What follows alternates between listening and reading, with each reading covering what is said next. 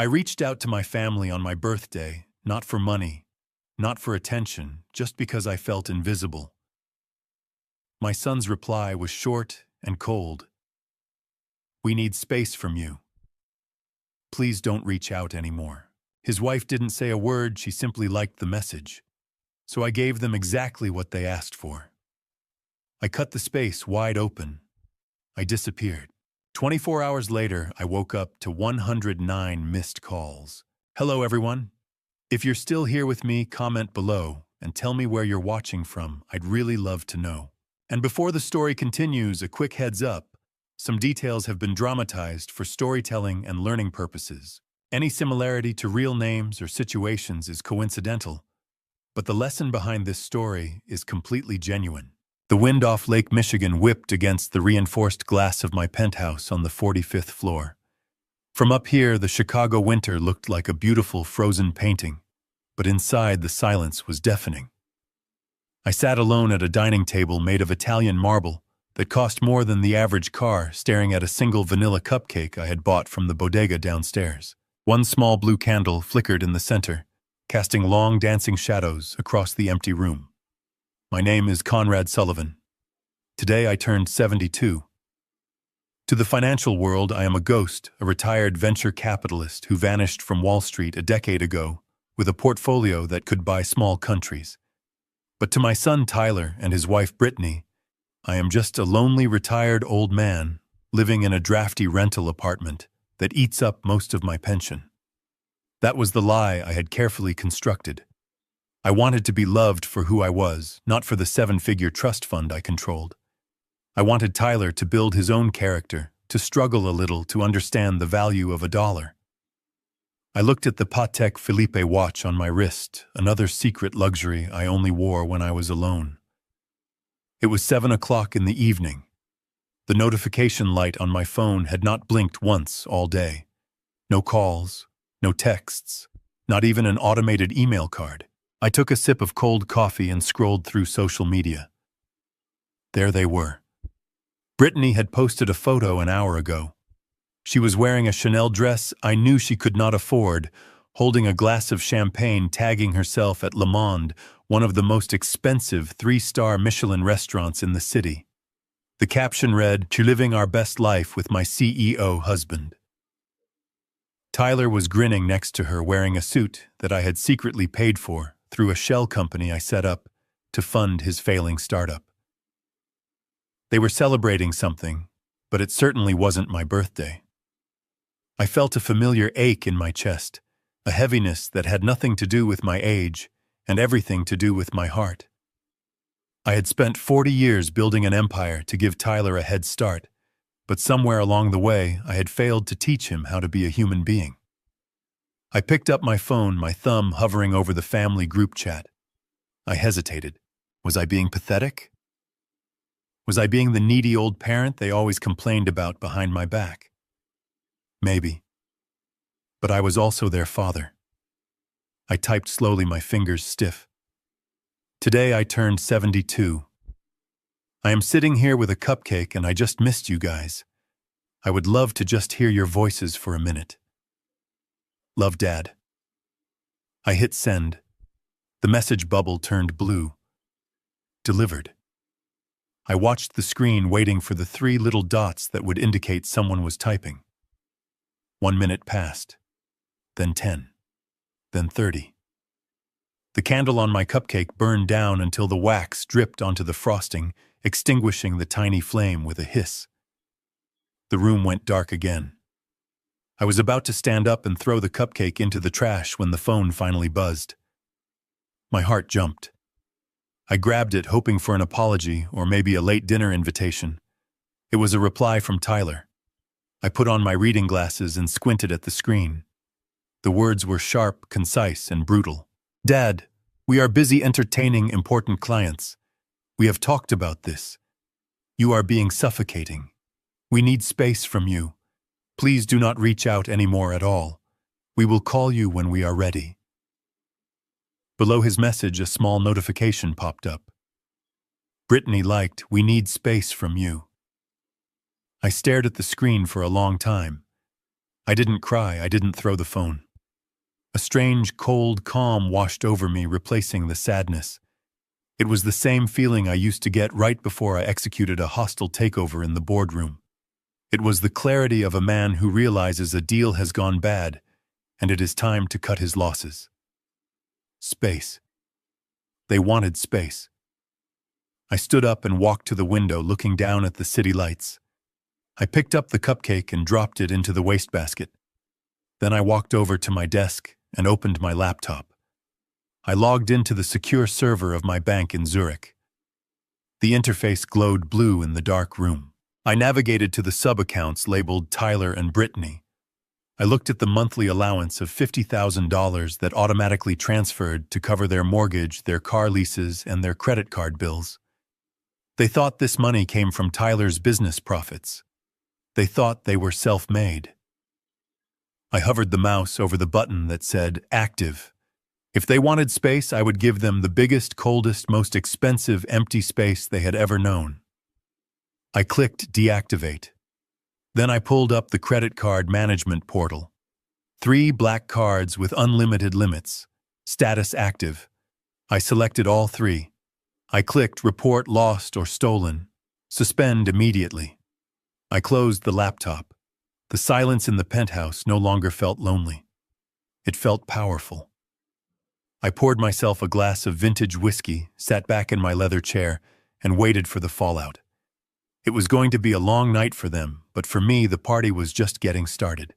The silence in the penthouse was not peaceful. It was heavy like a physical weight pressing against my chest. 2 hours had passed since I sent that text. 120 minutes of staring at a screen that refused to light up. I watched the city lights of Chicago flicker below millions of people living their lives, connecting, laughing, while I sat in the dark with a stale cupcake and a heart full of foolish hope. I told myself they were just busy. I told myself Tyler was probably driving or in a meeting. I made excuses for them, just like I had done for 30 years.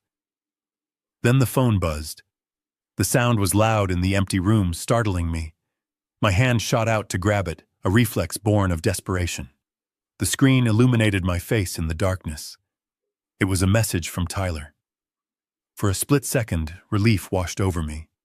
He had replied. He remembered. I put on my reading glasses, my fingers trembling slightly as I unlocked the phone. I expected an apology. I expected a late dinner invitation. I expected at the very least a happy birthday. I read the words once, then twice, then a third time, trying to make the sentences rearrange themselves into something that didn't feel like a knife twisting in my gut. Dad, we are busy entertaining important clients.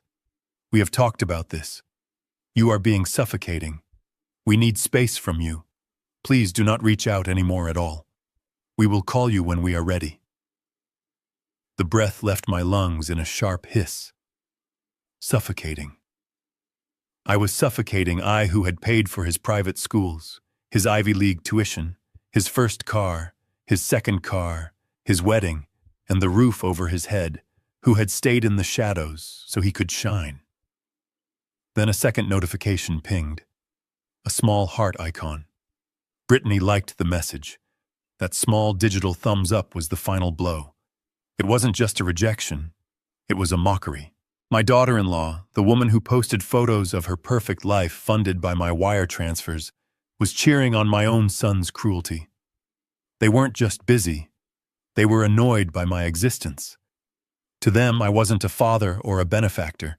I was a lingering obligation, a nuisance, an old man who didn't know his place.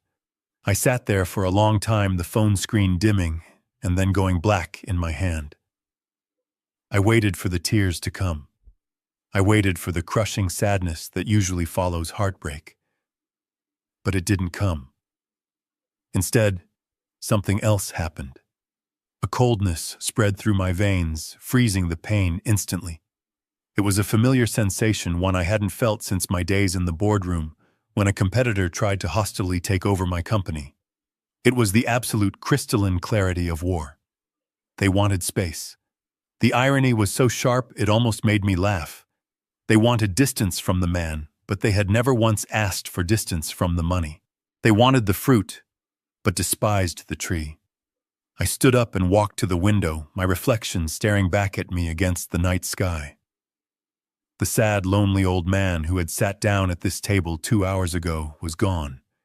In his place stood Conrad Sullivan, the man who once made Wall Street tremble. I looked at the phone one last time.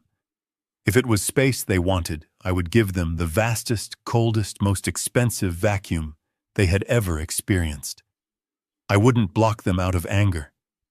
I would block them out of principle. And I would start by cutting the only cord that truly connected us, the one made of gold. I walked over to the heavy oak desk in the corner of the room, the only piece of furniture in the penthouse that I actually owned. It was solid, immovable, and scarred from years of work, much like the truth I had been hiding for a decade. I sat down and opened my laptop. The screen glowed to life, cutting through the shadows. I didn't open email or social media. I launched a secure browser and navigated to the portal of the Zurich Canton Bank. My fingers moved automatically, typing in a complex 30-character password I had memorized long ago. Then came the biometric scan. I pressed my thumb against the reader. A moment later, the screen flashed, "Access granted." Rows of numbers and diversified portfolios filled the display. To the world, and specifically to my son, I was Conrad Sullivan, the retiree who complained about the price of heating oil and drove a 10-year-old sedan. But on this screen, I was a portfolio worth over $50 million. I scrolled past the municipal bonds and the international equities until I reached the sub-account labeled Family Trust Beneficiary Tyler Sullivan. I stared at the number in the recurring transfer column. $50,000.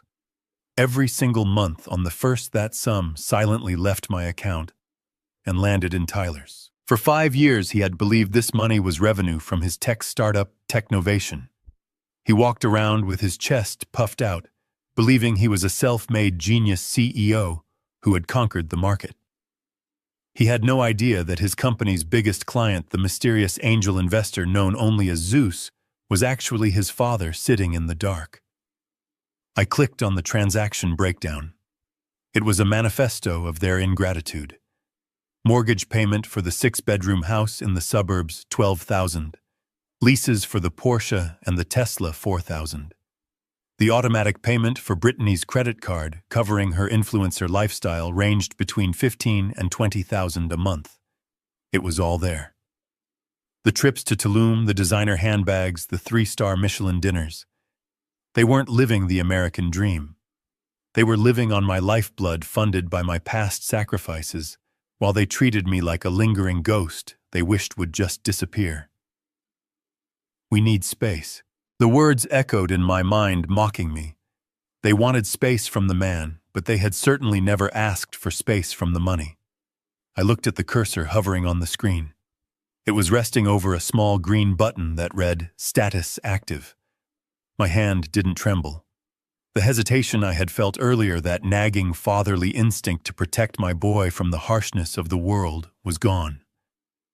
It had been incinerated by his text message. I was back in the boardroom now. I was looking at a failing investment, a project that was bleeding capital and producing zero returns. In business, you don't keep pouring water into a bucket with a hole in the bottom. You throw the bucket away. If they wanted space, I would give them the vacuum of space. Absolute freezing nothingness. I clicked the button. A dialog box popped up in the center of the screen. Warning. This will immediately suspend all scheduled transfers and freeze all linked credit lines. Are you sure I didn't look at the framed photo on the desk of Tyler at his graduation? I didn't think about the day he was born. I thought about the silence of my phone on my 72nd birthday. I thought about Brittany liking the message that told me to go away. I clicked yes. The screen refreshed. The green active button turned to a stark gray, suspended. I wasn't done. I navigated to the corporate holding accounts for Technovation. As the majority shareholder through my shell company, I had full administrative privileges. I located the operational expense account and the payroll funding. I selected freeze assets pending audit. I closed the laptop with a soft final click. The room was dark again, but the heavy feeling in my chest had lifted. They were probably at dinner right now, ordering another bottle of vintage wine, laughing about how they had finally set boundaries with the suffocating old man. They had no idea that the credit card in Tyler's pocket was now just a piece of plastic, and the ground beneath their feet had already ceased to exist. While I sat in the darkness of my penthouse miles away in the glittering heart of the Gold Coast, the party at Le Monde was reaching a fever pitch. I knew this because Brittany, true to her nature, was broadcasting the entire spectacle to her 50,000 followers. I watched through the screen of my phone as the camera panned across a long table draped in white linen, surrounded by 20 of their closest friends, a collection of social climbers and hangers-on, who stuck to my son like barnacles to a hull. The atmosphere was electric, with the kind of unearned confidence that only comes from spending someone else's money. Crystal chandeliers cast a warm golden glow over their faces, softening the edges of their arrogance. Tyler sat at the head of the table, his face flushed, holding court like a conquering king. He was wearing the bespoke Italian suit I had paid for last month, gesturing grandly with a crystal flute. I turned up the volume. The noise of clinking silverware and raucous laughter filled my silent room. "I have a special announcement," Tyler shouted over the din, his voice slurring slightly. "To boundaries. And to growth. Today, we finally cut the dead weight." A cheer went up around the table. Brittany giggled, turning the camera to face herself. Her lips were painted a bright, aggressive red. She leaned into Tyler's shoulder and held up her phone, showing the screen to the camera. It was the text message thread. My text message thread. "You guys have to see this," she said to her live audience, her voice dripping with mock sympathy. "Tyler's dad is literally obsessed with us. He's so suffocating. We had to literally tell him to back off today on his birthday. Can you believe the audacity?" The comments on the side of the screen rolled by in a blur of laughing emojis and validation. "Good for you guys. Toxic parents are the worst. Protect your peace." I watched as my son, the boy I had carried on my shoulders, the boy I had taught to ride a bike, nodded in agreement. "Yeah," he said, pouring more champagne. "It's tough being the CEO of a major startup and having to manage an elderly parent who just refuses to let go. But Technovation is hitting record numbers this quarter, so we are celebrating independence. Garçon." He snapped his fingers at a passing waiter. The arrogance of the gesture made my stomach turn. "Bring us the Domaine de la Romanée Conti, the 1990. And keep them coming for the whole table." My eyes widened. I knew that wine. I knew the price tag. $5,000 a bottle. He was ordering it like it was tap water. He wasn't just celebrating. He was burning through capital to prove a point. He was trying to prove to these people, and perhaps to himself, that he was a titan of industry, a man of limitless resources. He had no idea that the man he called suffocating was the only reason the lights in his office were still on. He had no idea that the record numbers he bragged about were just transfers from my personal trust. Brittany squealed with delight as the sommelier presented the dusty bottle with white-gloved hands. To the good life, she screamed, raising her glass. To space, Tyler added, clinking his glass against hers. I watched them drink. I watched them laugh at my expense. I watched them devour the illusion I had built for them. They looked so happy, so secure, floating in a bubble of invincibility. They thought they were standing on the summit of the world. They couldn't see that they were actually dancing on the edge of a cliff, and I had just removed the safety net. The wine flowed, the laughter grew louder, and the bill grew astronomical. It was the last supper of their delusion, and they were enjoying every expensive bite. The bill arrived on a small silver tray tucked discreetly inside a leather folio. It sat there for a moment, a silent grenade waiting to detonate. I could imagine the total. With 20 guests, the tasting menu, and 4 bottles of the Romanée Conti, the tab would easily exceed $25,000. That is more than most families earn in 6 months burned in 4 hours of gluttony. Tyler didn't even open the folder. He didn't check the itemized list. He didn't verify the total. He simply reached into his jacket pocket and pulled out the heavy black titanium card. It was the Centurion card, the ultimate symbol of status issued in my name but authorized for his use. He tossed it onto the tray with a casual flick of his wrist, not even breaking eye contact with the man across from him.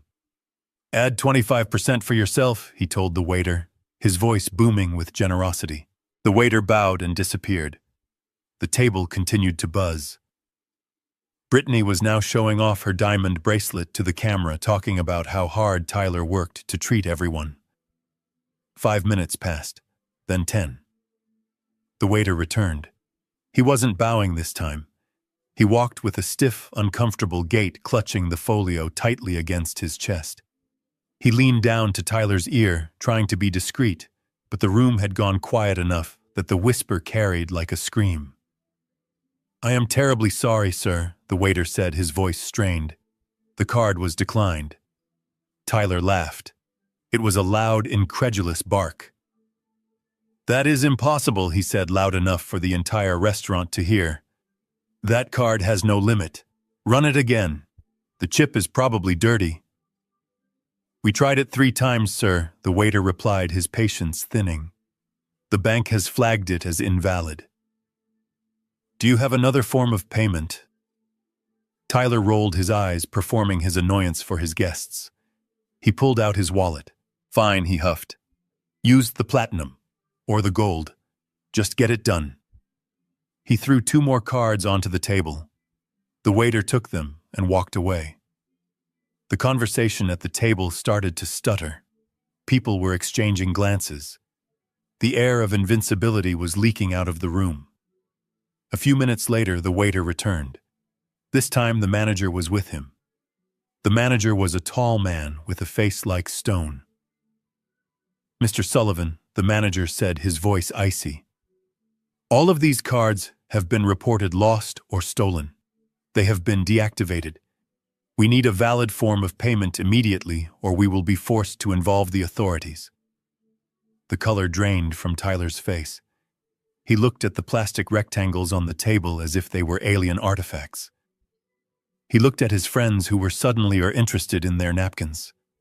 The silence was absolute. The humiliation was total.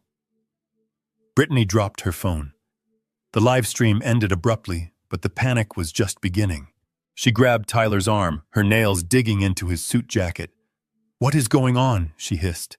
"Pay the bill, Tyler. Fix this." "I can't," Tyler stammered. "They aren't working."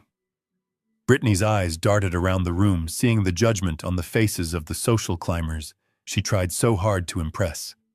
Panic overrode her pride. She fumbled for her phone, her trembling fingers dialing the one number she had sworn never to call again. She called me. I watched my phone on the desk light up.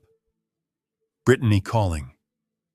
The vibration buzzed against the wood. I let it ring. Once, twice, 3 times. I imagined her in that restaurant, sweating in her designer dress, the manager looming over them, the bill sitting there like a judgment. She needed the suffocating old man now. She needed the safety net. I reached out and silenced the ringer. The room went quiet again. They wanted space. I was simply respecting their wishes. My phone stopped ringing.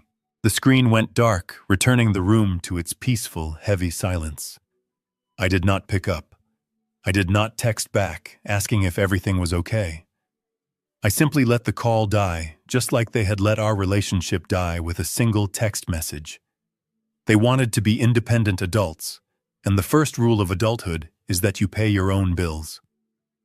Back at the restaurant, the reality of their situation was crashing down with the weight of a collapsing building.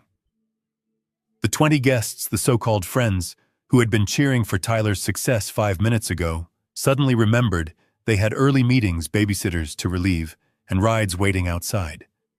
I knew exactly how it played out. It is the same in business as it is in life. When the money stops flowing, the parasites detach.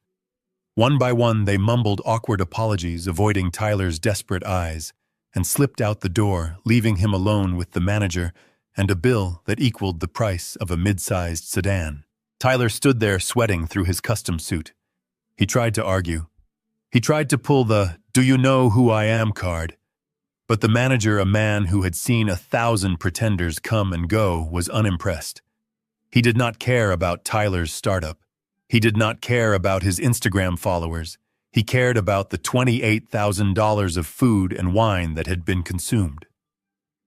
"If you cannot pay, sir," the manager said, his voice loud enough to silence the remaining diners, "I will call the police.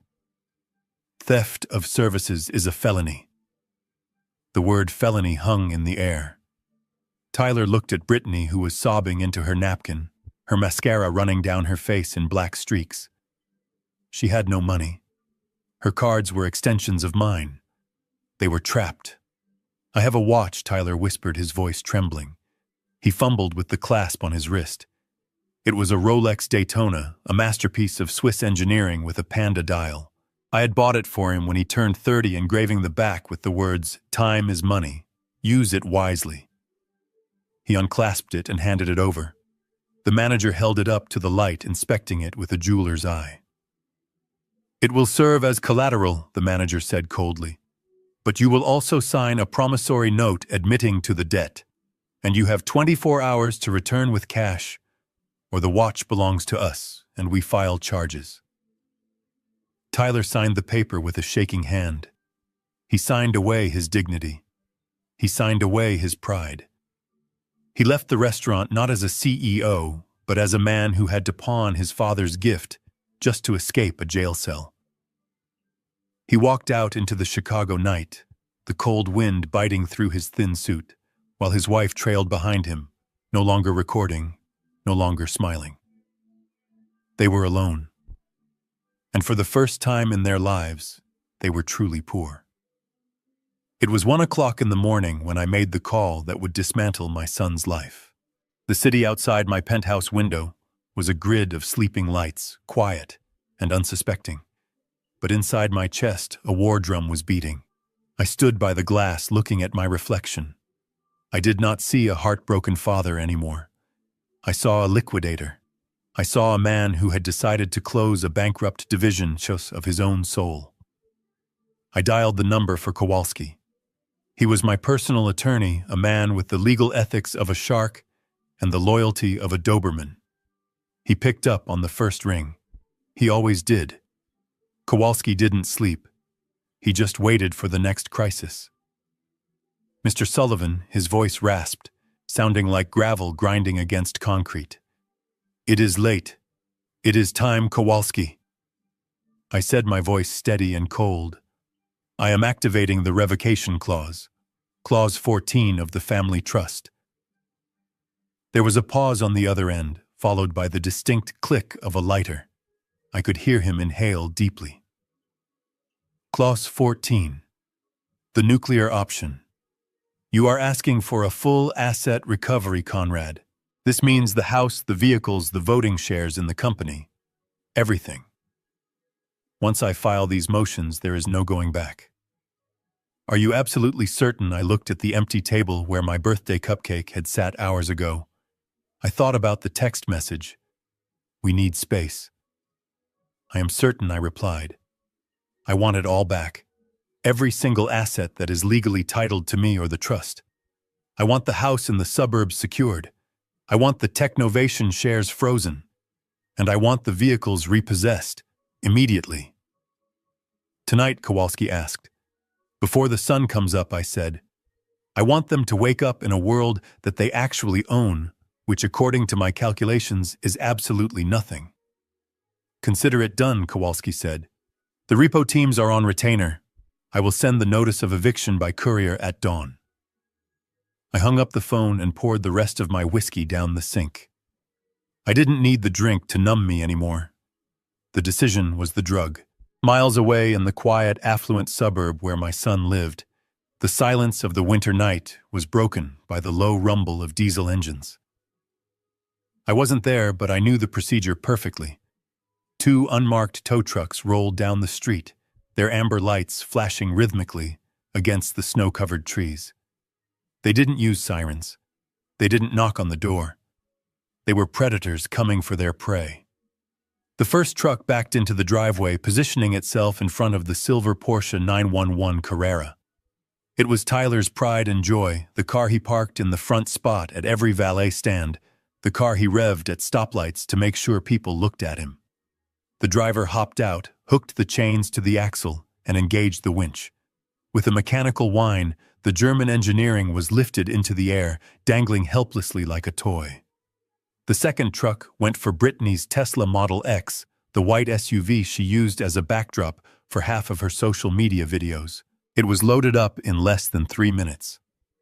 Inside the dark house, Tyler and Brittany were likely sleeping the deep, exhausted sleep of the deluded.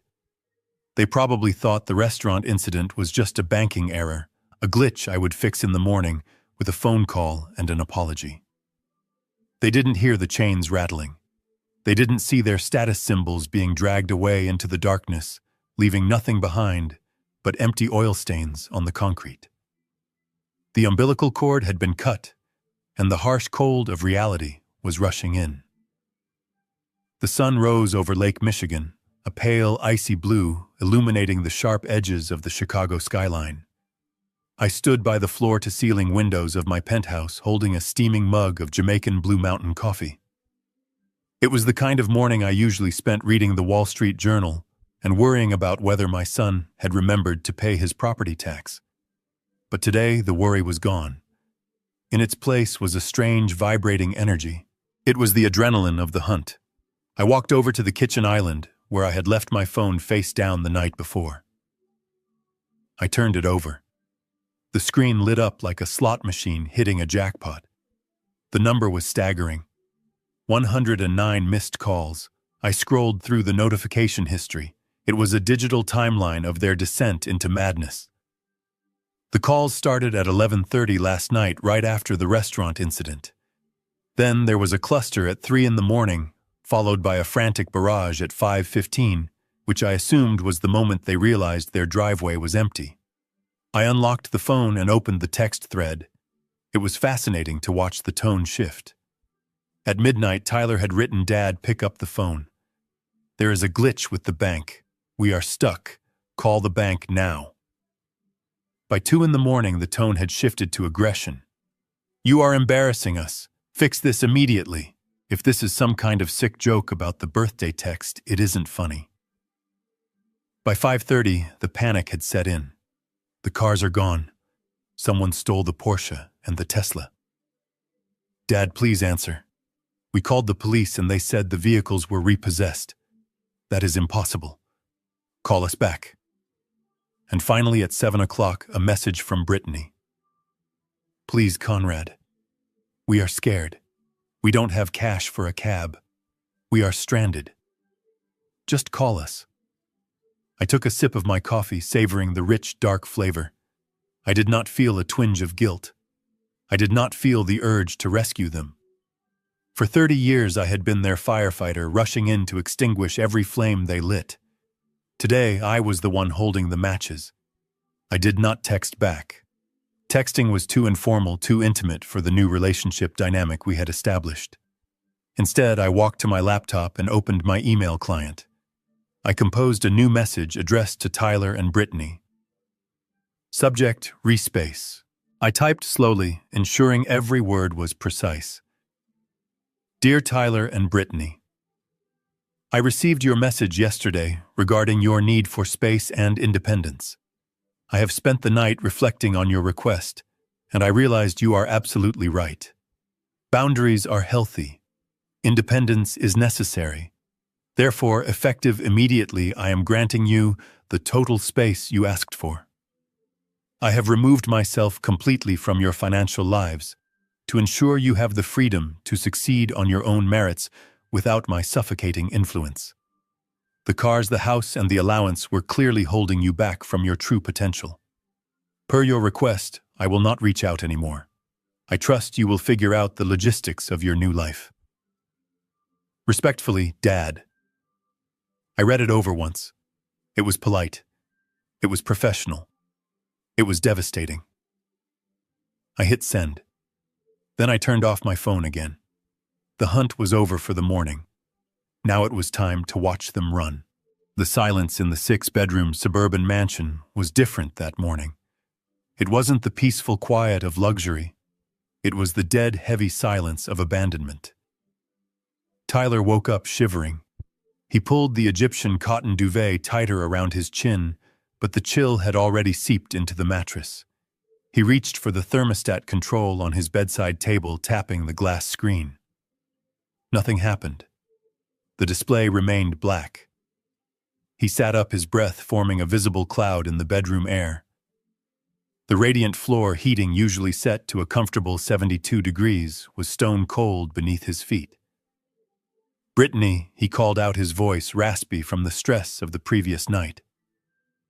"Is the power out?" From the master bathroom, a scream answered him.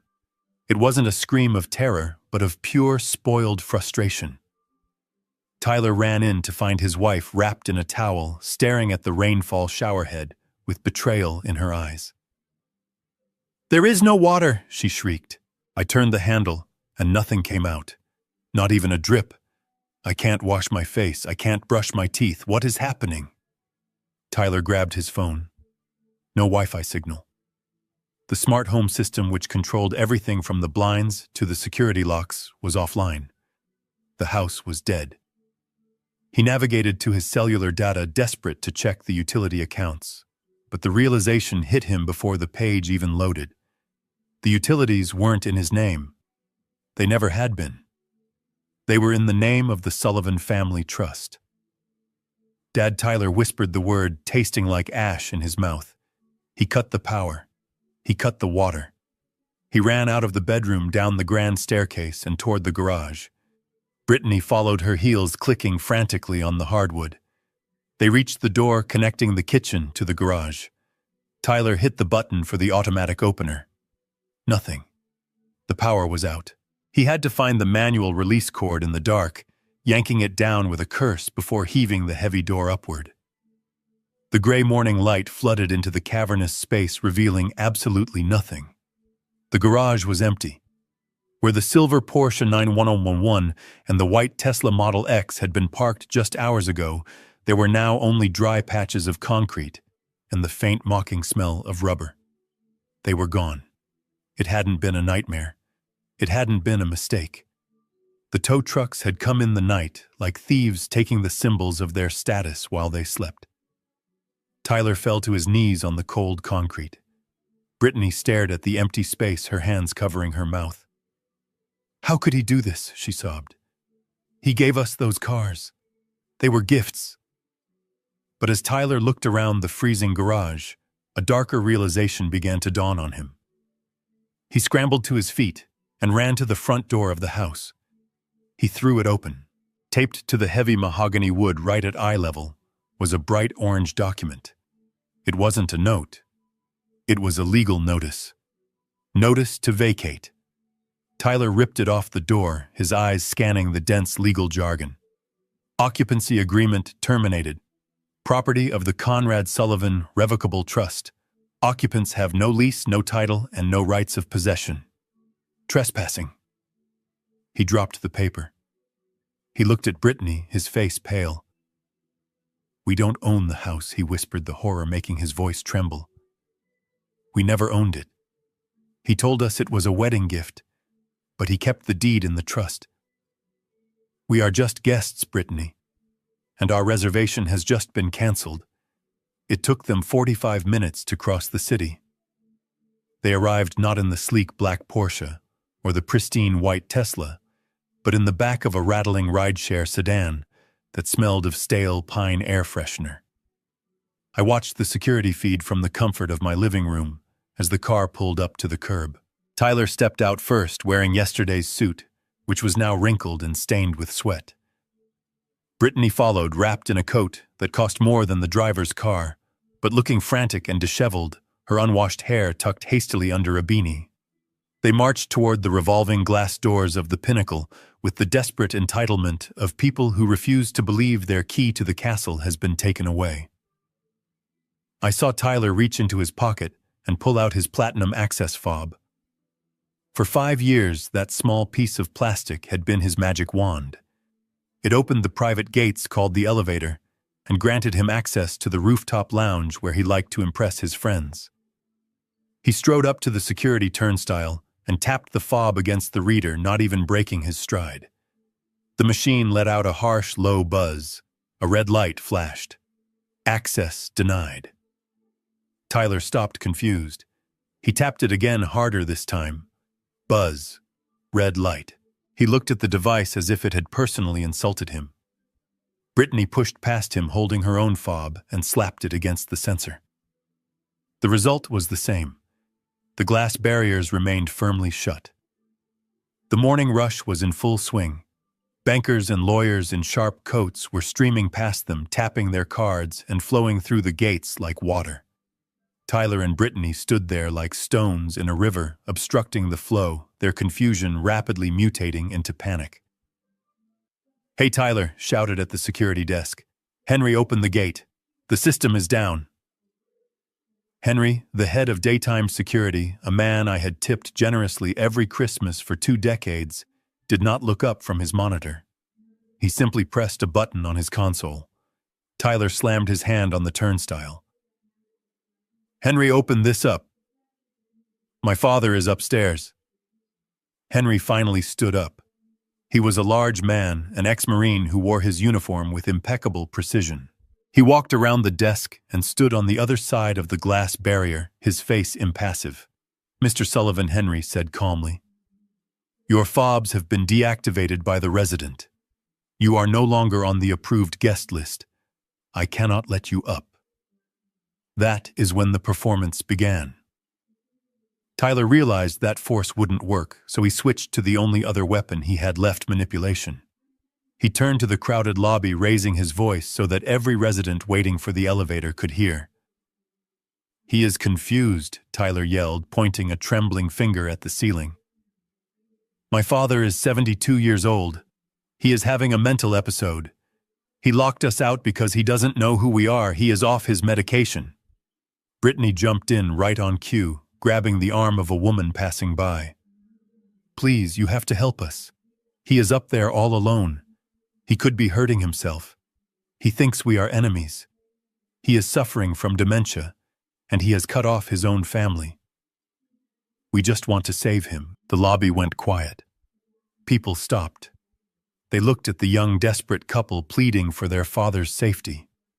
For a moment, I saw the doubt in their eyes. The narrative was compelling. The loving son trying to reach his senile, paranoid father. It was a perfect lie delivered with the hysterical conviction of 2 people who were terrified, not for my safety, but for their own survival. Henry didn't blink. He had his orders. But Tyler was escalating. He grabbed the metal bars of the turnstile and shook them, his face twisting into a mask of faux righteous agony. "If anything happens to him, it is on you, Henry. I am going to call the police. I am going to tell them you are holding a sick man hostage." It was a brilliant show. If I hadn't been the one holding the remote control to their lives, I might have even believed it myself. But they weren't screaming because they loved me. They were screaming because they were cold. They were broke, and the only ATM they had ever known had just locked its doors. Henry was reaching for his radio to call the police, his patience finally exhausted by Tyler's theatrics, when the elevator doors behind the security desk slid open with a soft chime. Out stepped a man who looked like he had been carved out of granite and dressed in a suit that cost more than my son's entire failing company. It was Saul Kowalski. He didn't look like a savior. He looked like an executioner who had arrived early for work. He walked past the security desk, his leather briefcase swinging rhythmically at his side. He didn't look at the crowd. He didn't look at Henry. He walked straight up to the glass barrier where Tyler was still gripping the metal bars, his face red with fake concern. "Step away from the gate," Mr. Sullivan, Kowalski said. His voice wasn't loud, but it cut through the noise of the lobby like a razor blade. Tyler stopped screaming. He looked at Kowalski, squinting in recognition. He remembered him as the boring family attorney who handled my taxes, a man he had ignored for years. Tyler straightened his jacket, trying to regain some semblance of authority. "Kowalski, thank God," Tyler said, exhaling a breath of relief. "Tell this gorilla to let us up. My father is having a breakdown. He locked us out. We need to get to him before he hurts himself." Kowalski didn't blink. He didn't smile. He simply reached into his briefcase and pulled out a thick envelope sealed with a red wax stamp. He slid it under the glass partition. It stopped right at the toes of Tyler's scuffed dress shoes. "Your father is perfectly fine, Tyler," Kowalski said, his tone flat. "In fact, he is watching you right now. But you are not going up there. Not today. Not ever." "What is this?" Tyler asked, looking down at the envelope with disdain. "That is an emergency ex parte order of protection," Kowalski explained, clasping his hands behind his back. "It was signed by a judge 20 minutes ago. It alleges financial abuse, harassment, and emotional distress caused by you and your wife against a vulnerable senior citizen." Brittany gasped. "Abuse? We never abused him. We love him." Kowalski turned his cold eyes to her. "Financial coercion is abuse, Mrs. Sullivan. Draining an old man's retirement accounts to buy handbags is abuse, and screaming in his lobby that he is demented is harassment." Tyler kicked the envelope. "This is bullshit. I am his son. I have rights. I am going up there." He made a move to jump the turnstile. It was a bluff, a desperate attempt to show dominance, but Kowalski didn't flinch. He just checked his watch. "Go ahead, Tyler," Kowalski challenged softly. "Take that step. The order mandates that you stay 500 feet away from Conrad Sullivan, his residence and his place of business at all times. If your foot touches the floor on this side of the glass, you are in violation of a court order. That is an immediate arrest. No bail hearing until Monday." "Do you want to spend the weekend in county jail wearing that suit?" Tyler froze. His foot hovered in the air for a second, before he slowly placed it back on the ground on his side of the line. The crowd in the lobby, which had been sympathetic just moments ago, was now whispering. They saw the lawyer. They saw the legal papers. The narrative had shifted. Tyler wasn't a worried son anymore. He was a predator who had just been leashed. Brittany grabbed Tyler's arm, pulling him back toward the revolving doors. "Come on," she hissed, her face pale. "Let's go. We have to call a lawyer." Kowalski watched them retreat, his expression unchanging. "Just so you know," he called out to their backs, "I have also served copies of this order to every bank in Chicago. Good luck opening a new account." Tyler didn't look back. He pushed through the doors into the cold, leaving the envelope lying on the floor like a piece of trash. Up in the penthouse, I took a sip of my coffee. The first battle was won. But I knew my son. Desperation makes people creative, and the war was far from over. They did not check into the Four Seasons. They did not even check into a Holiday Inn. With their credit cards frozen, their bank accounts locked, and only $200 of emergency cash Tyler found crumpled in his jacket pocket, my son and his wife ended up at the Sleep Ease Motel on the edge of the industrial district. It was the kind of place that rented rooms by the hour and smelled permanently of stale cigarettes and regret. I can only imagine the shock to their systems. Just 24 hours ago, they were sleeping on 800 thread-count Egyptian cotton sheets. Now they were staring at a polyester bedspread patterned with cigarette burns. The neon sign outside their window buzzed with a dying epileptic flicker, casting a sickly red strobe light across the cramped room. Brittany stood in the center of the sticky carpet, refusing to take off her white Balenciaga coat. She looked like a swan trapped in a sewer. She stared at the bathroom door, which was hanging off its hinges, and then she turned to Tyler. The shock was wearing off, replaced by a venomous, panicked rage. "This is it," she screamed, her voice cracking.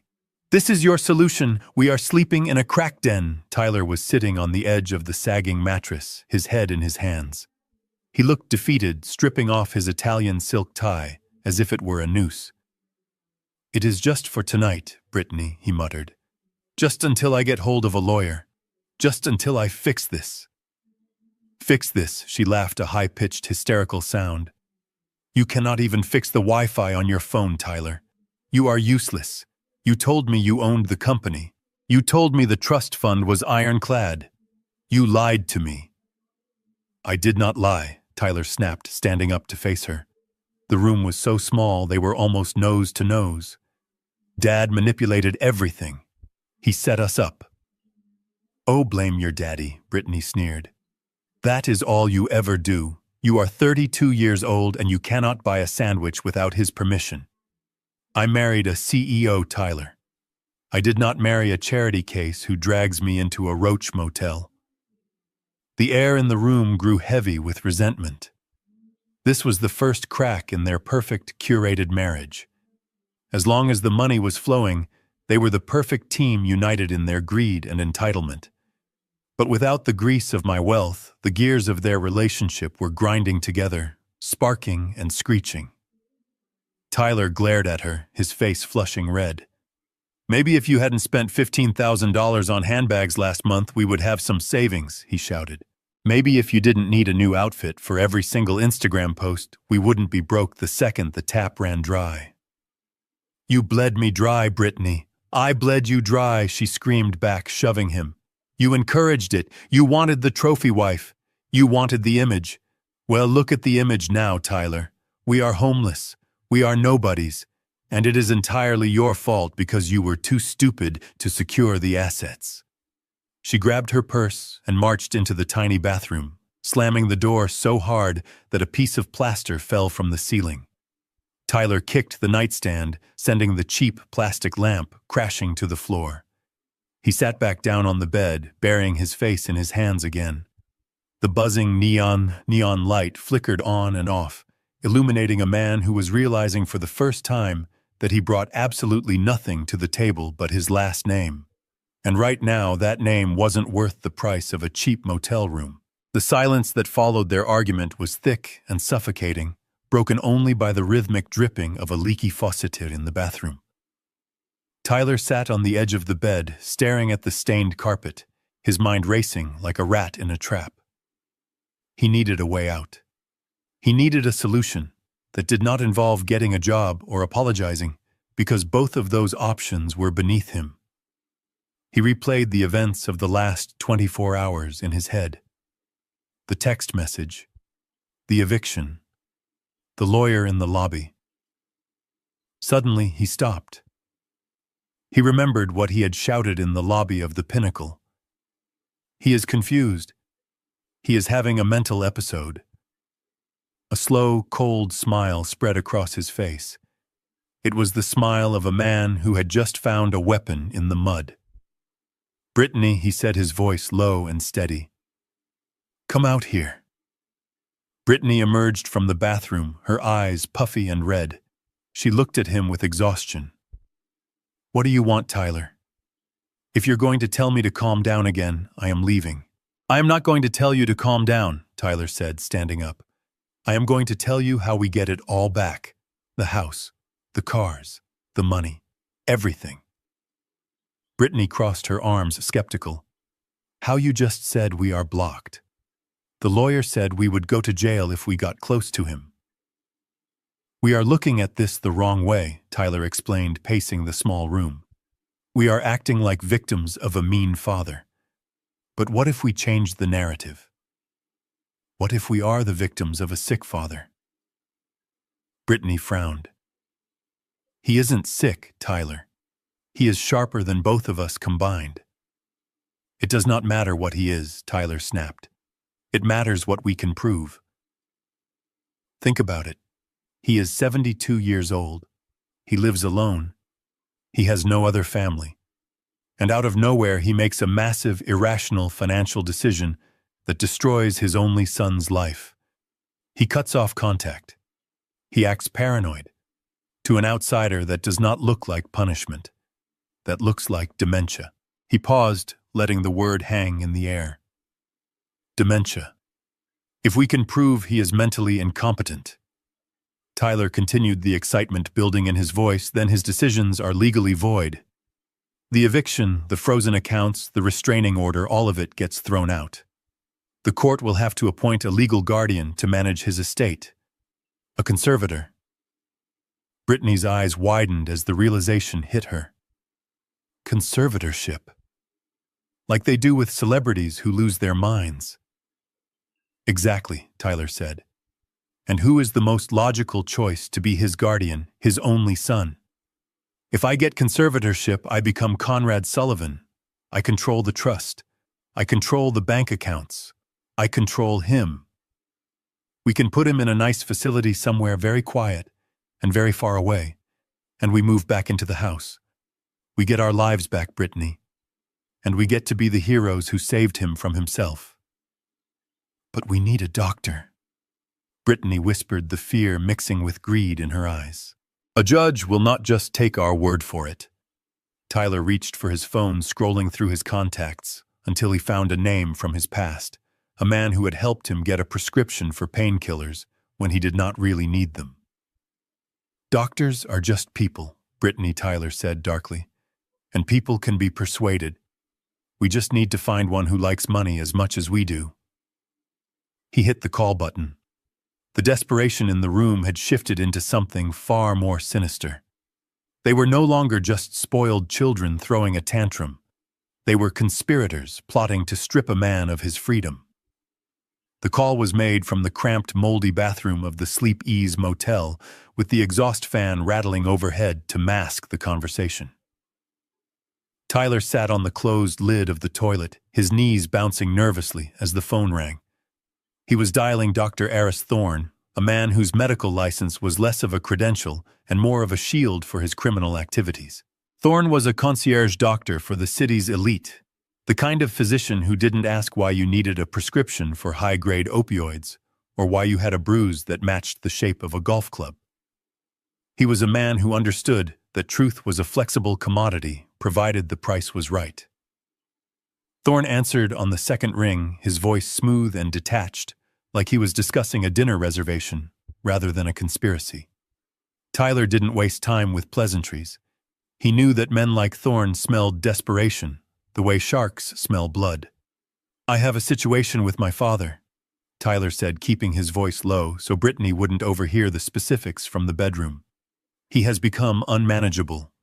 His behavior is erratic. He is spending the family fortune on delusions. We need to step in legally, Aris. We need to take control before there is nothing left. There was a pause on the other end. I assume you are talking about a conservatorship, Thorne said. That is a heavy legal maneuver, Tyler.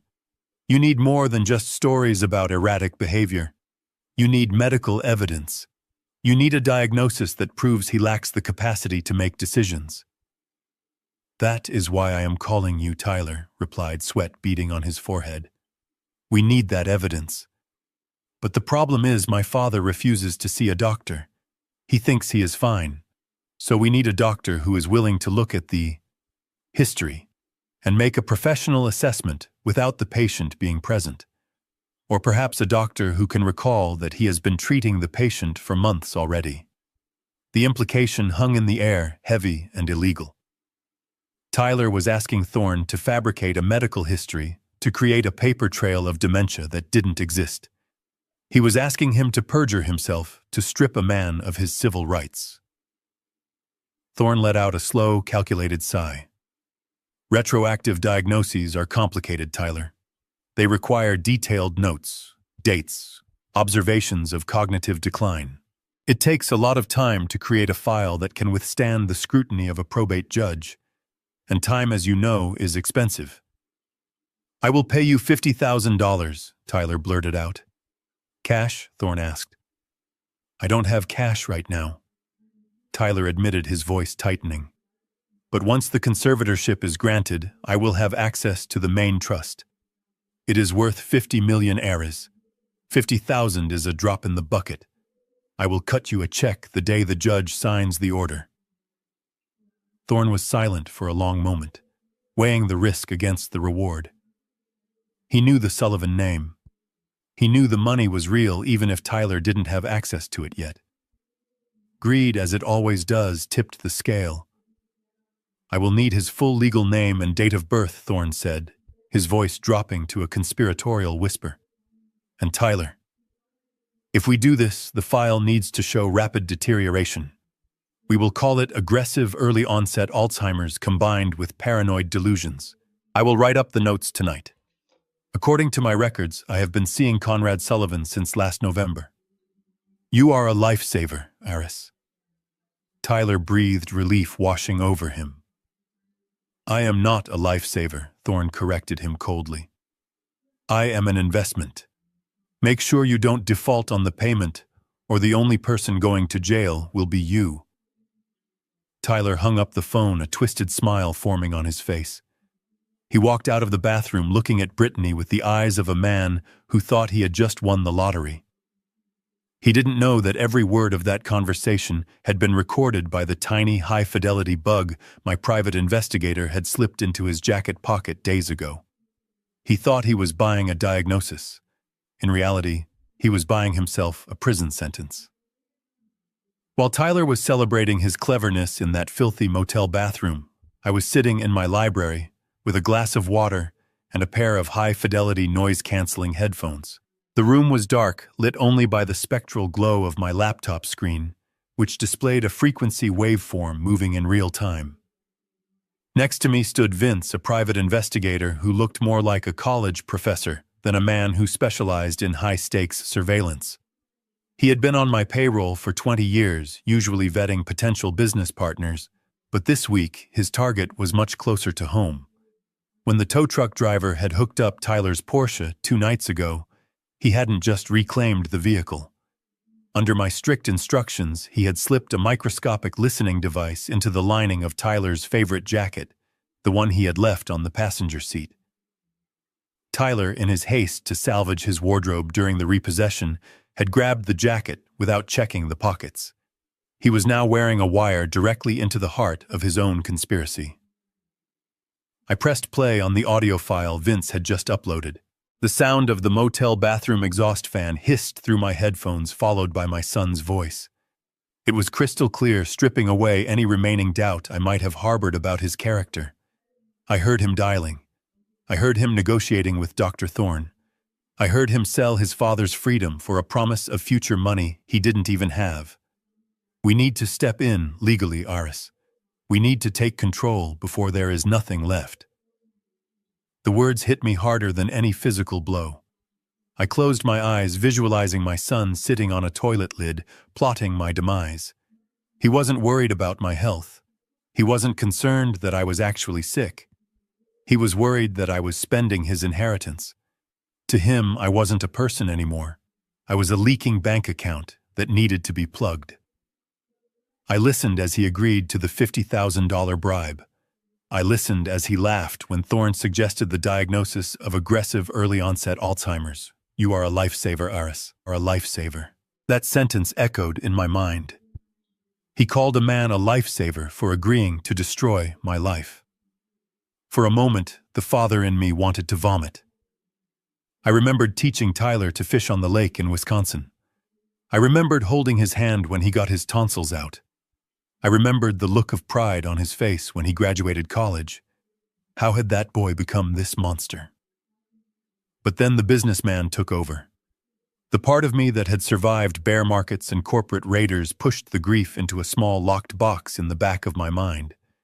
This wasn't a family tragedy anymore. This was a criminal conspiracy. This was fraud. This was a felony.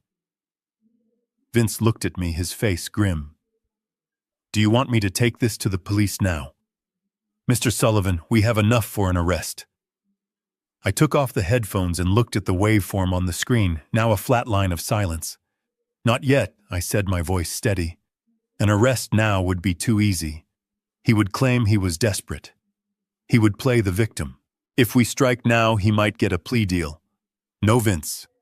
We are going to let him play this hand all the way to the end. I wanted him to file the papers. I wanted him to stand in front of a judge and swear under oath that I was insane.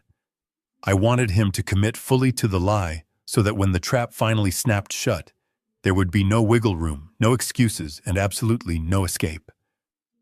I looked at the file name on the screen, Evidence Conspiracy 001. I saved it to 3 different secure cloud servers. Let him think he has won, I told Vince. Let him walk into court thinking he is the smartest man in the room. Because the higher he climbs, the harder the fall is going to be.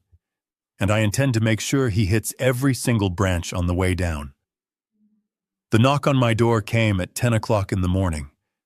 It was not the rhythmic, polite knock of the concierge delivering a package. It was the sharp, authoritative rap of the legal system coming to collect a debt I did not owe. I opened the door to find a man I did not know, a process server with a face devoid of expression, holding a thick manila envelope. "Mr. Conrad Sullivan?" he asked. I nodded.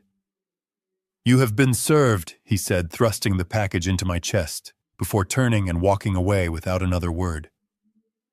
I closed the door and walked to the kitchen island. I did not need to open the envelope to know what was inside, but I needed to see the specific lies my son had chosen to tell. I slid a silver letter opener under the flap and pulled out the stack of documents. The title page was stamped in red ink. Emergency petition for temporary guardianship of an incapacitated person. I skipped the legal boilerplate and went straight to the affidavit signed by Tyler Sullivan. As I read, I had to admire the sheer audacity of the narrative he had constructed. It was a masterpiece of fiction painting a portrait of a son so consumed with worry for his declining father that he had no choice but to intervene.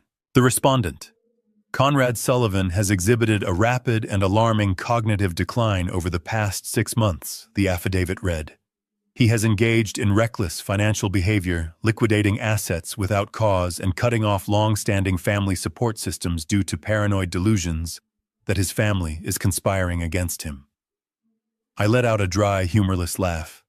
He was using the consequences of his own betrayal as the evidence of my insanity.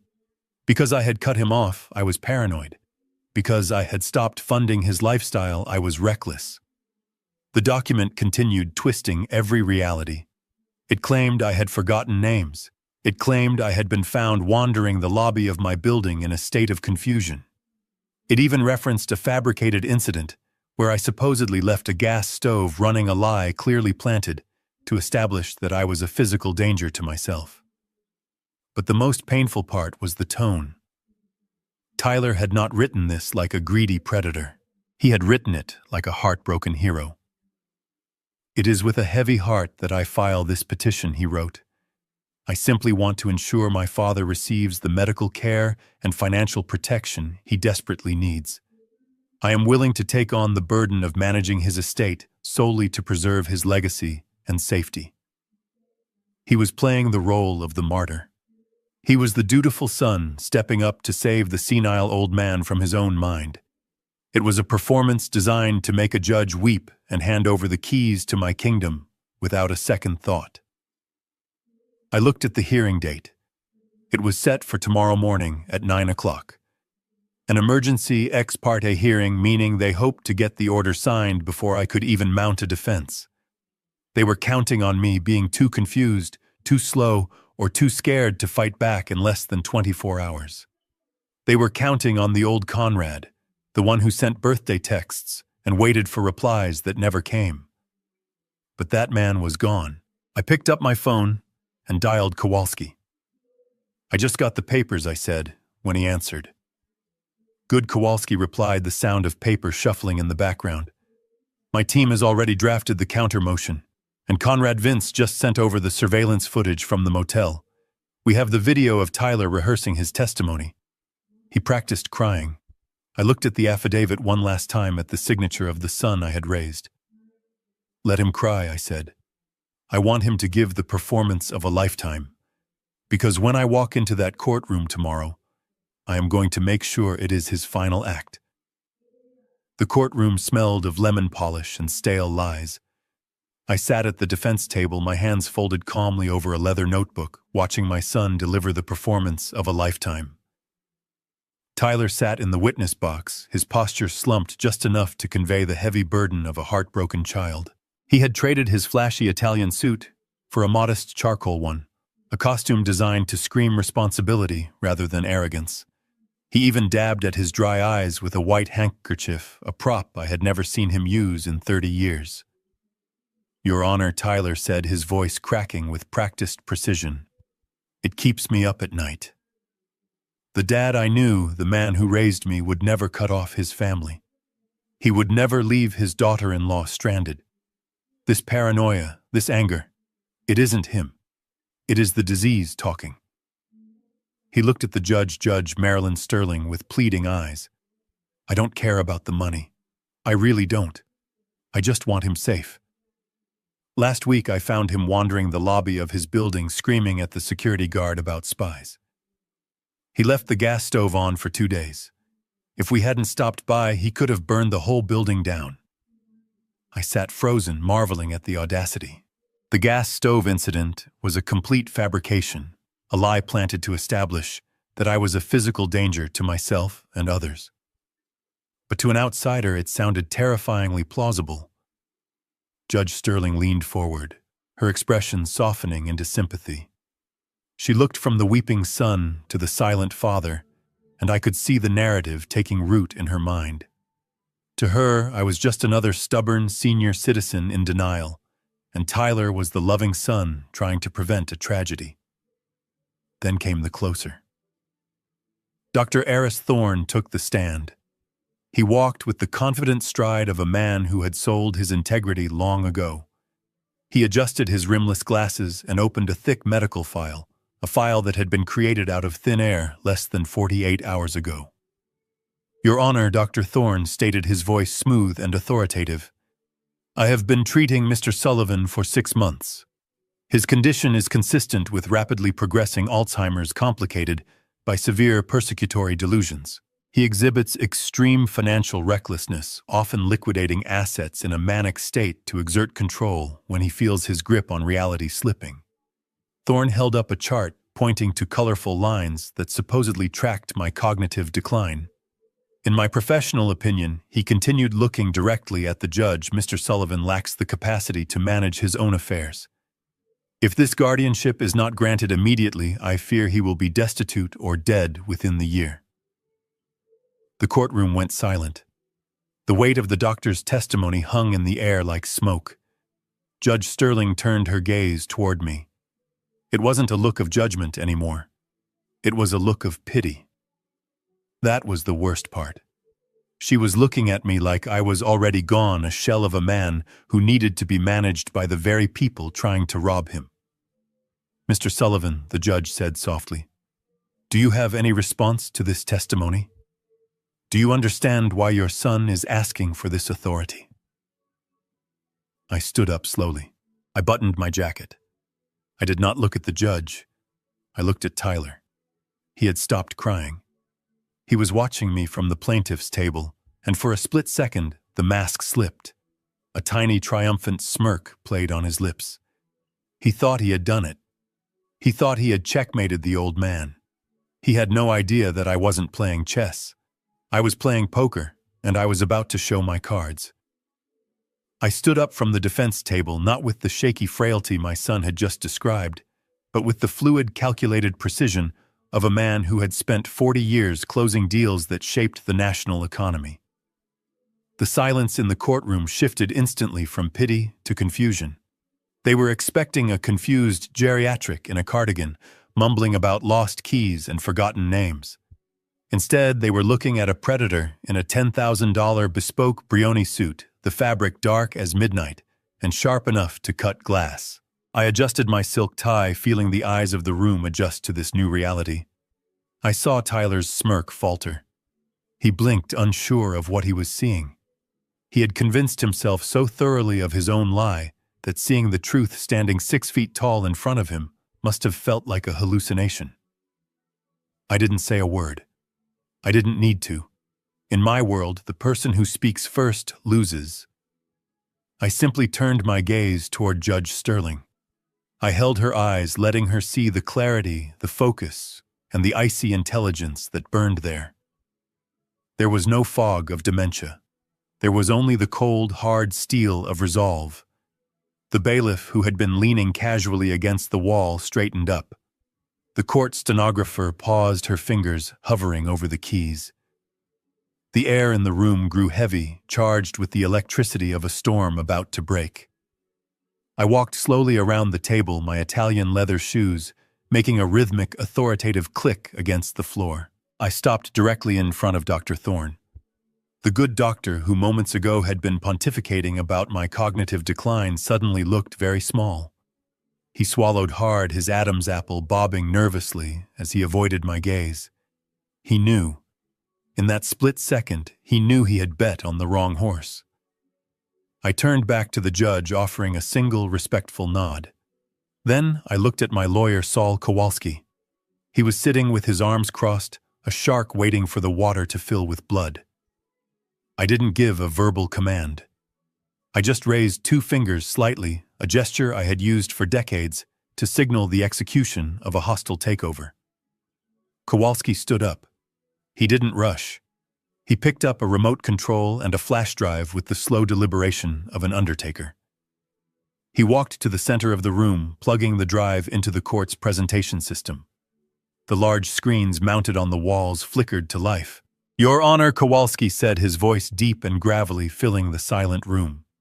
"Before you make a ruling on Mr. Sullivan's mental capacity, the defense would like to submit Exhibit A. We call this piece the rehearsal." Tyler started to rise from his seat, panic flashing in his eyes. "Objection," he stammered. "This wasn't submitted to us. We haven't seen this." "Sit down, Mr. Sullivan." The judge ordered, her voice sharp.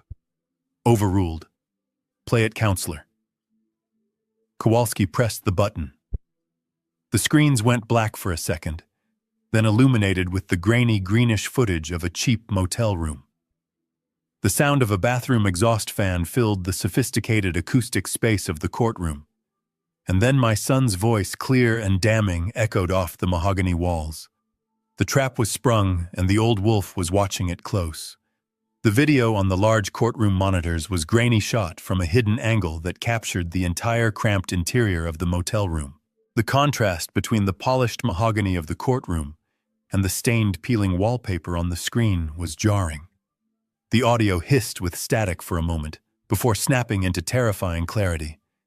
It was the sound of my son, the boy I had taught to ride a bike, pacing back and forth like a caged animal. On the screen, Tyler was shirtless, sweating, holding a bottle of cheap vodka. Brittany was sitting on the edge of the bed, filing her nails, looking bored.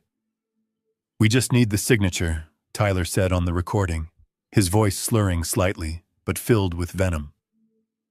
"Once Thorne signs the affidavit, we get the emergency order.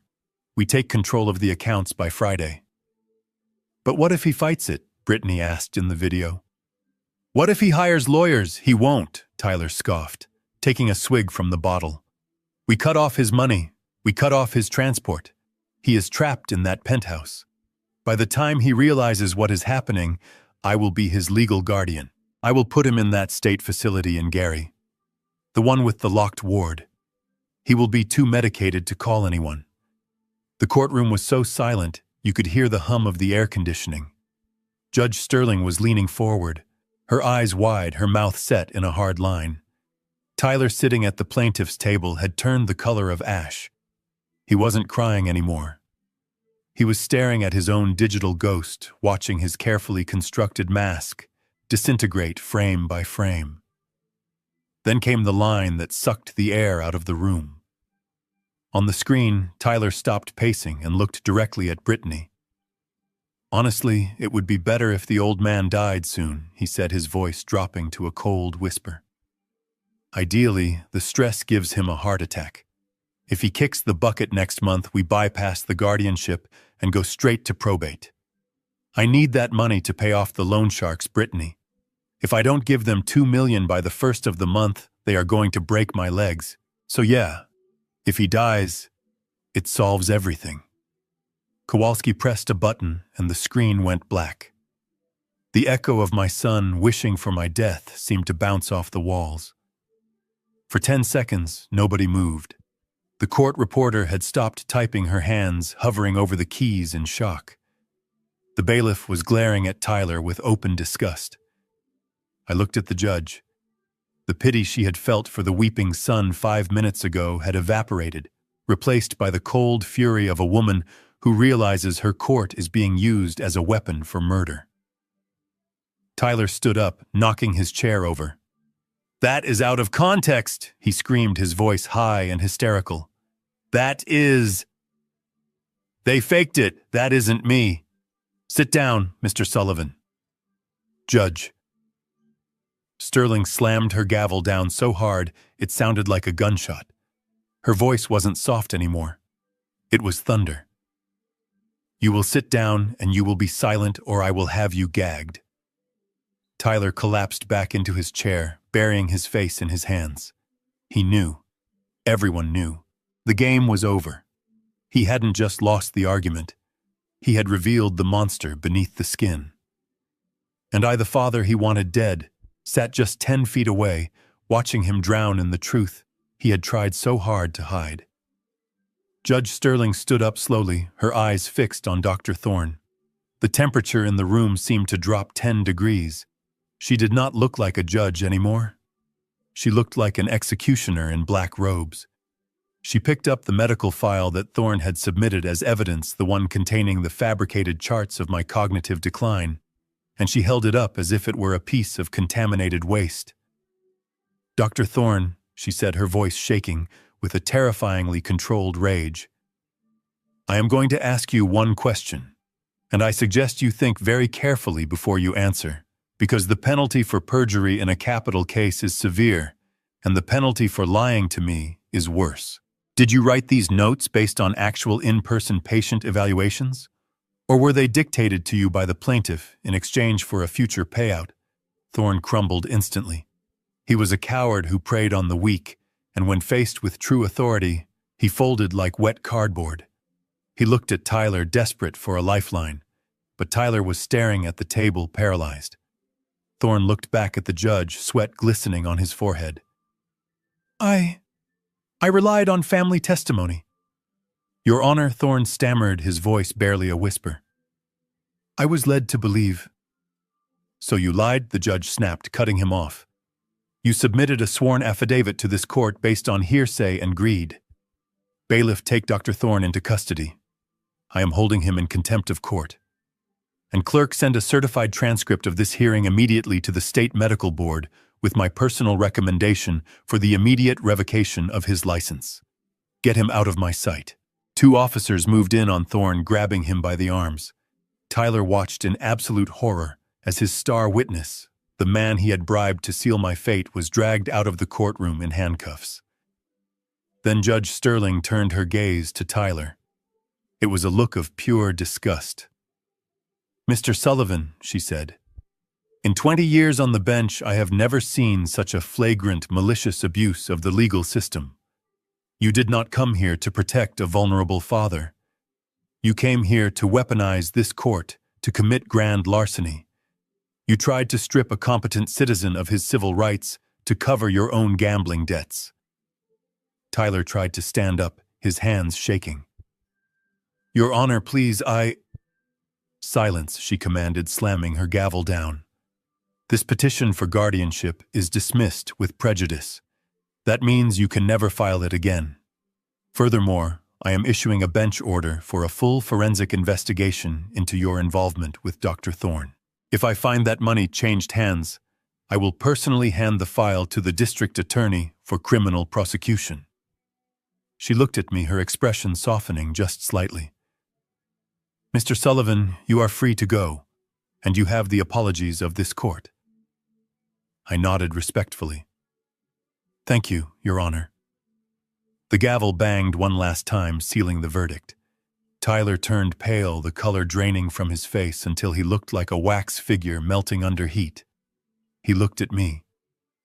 For the first time in his life, there was no arrogance, no entitlement, no smug sense of superiority. There was only fear, pure, unadulterated terror. He realized then that he hadn't just lost a lawsuit.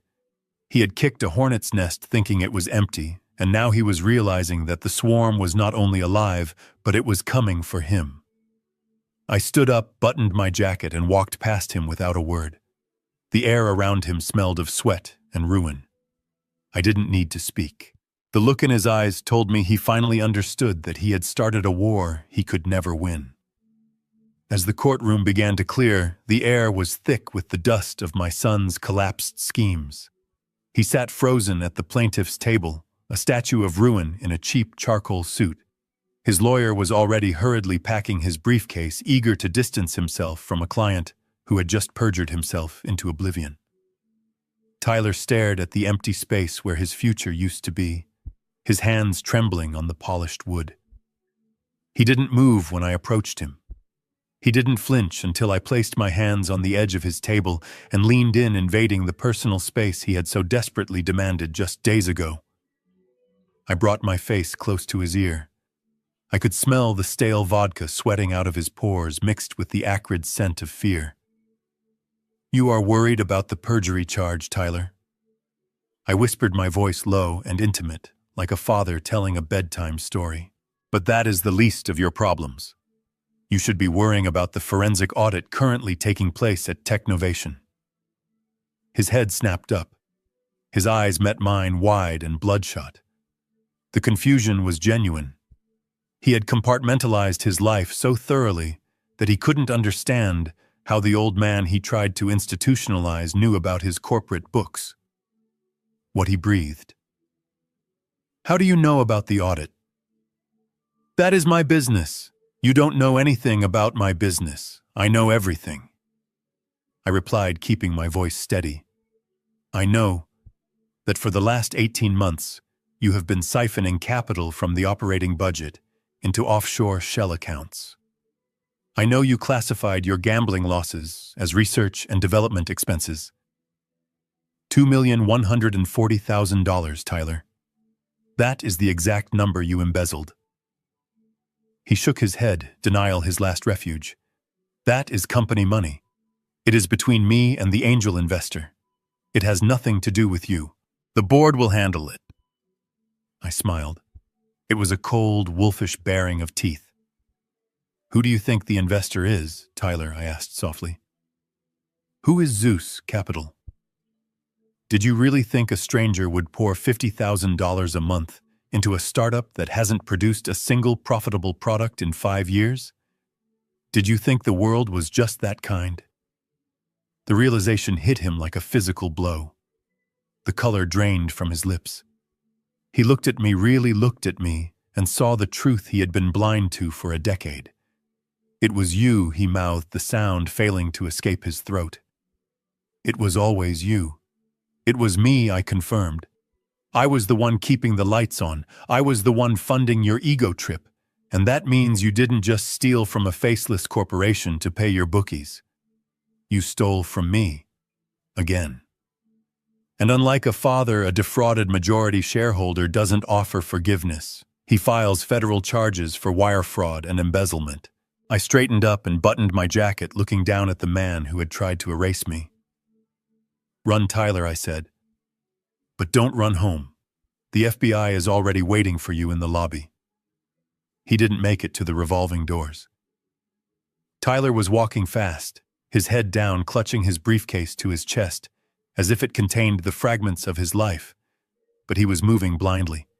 He pushed through the heavy oak doors of the courtroom and into the cavernous marble atrium of the federal building, desperate for the cold air of the street, desperate to call his broker, desperate to find a way to spin this disaster. But the lobby wasn't empty.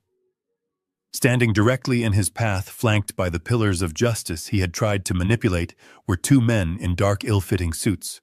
They weren't court security. They weren't local police. They had the distinct, terrifying stillness of federal agents. Tyler stopped. He tried to sidestep, to weave around them like he was dodging a pedestrian on a busy sidewalk, but they moved with him, blocking his path with practiced efficiency. One of them, a man with graying hair and eyes that had seen every variety of white-collar criminal, reached into his jacket. He didn't pull a gun. He pulled a badge. "Tyler Sullivan," the agent said, his voice echoing slightly in the high-ceilinged space. I am Special Agent Miller with the FBI Financial Crimes Division. We have a warrant for your arrest. Tyler let out a sound that was half laugh, half sob. This is a mistake, he stammered, looking around at the people passing by, lawyers and clerks who were stopping to watch the spectacle. My father is confused. This is a family dispute. It is a civil matter.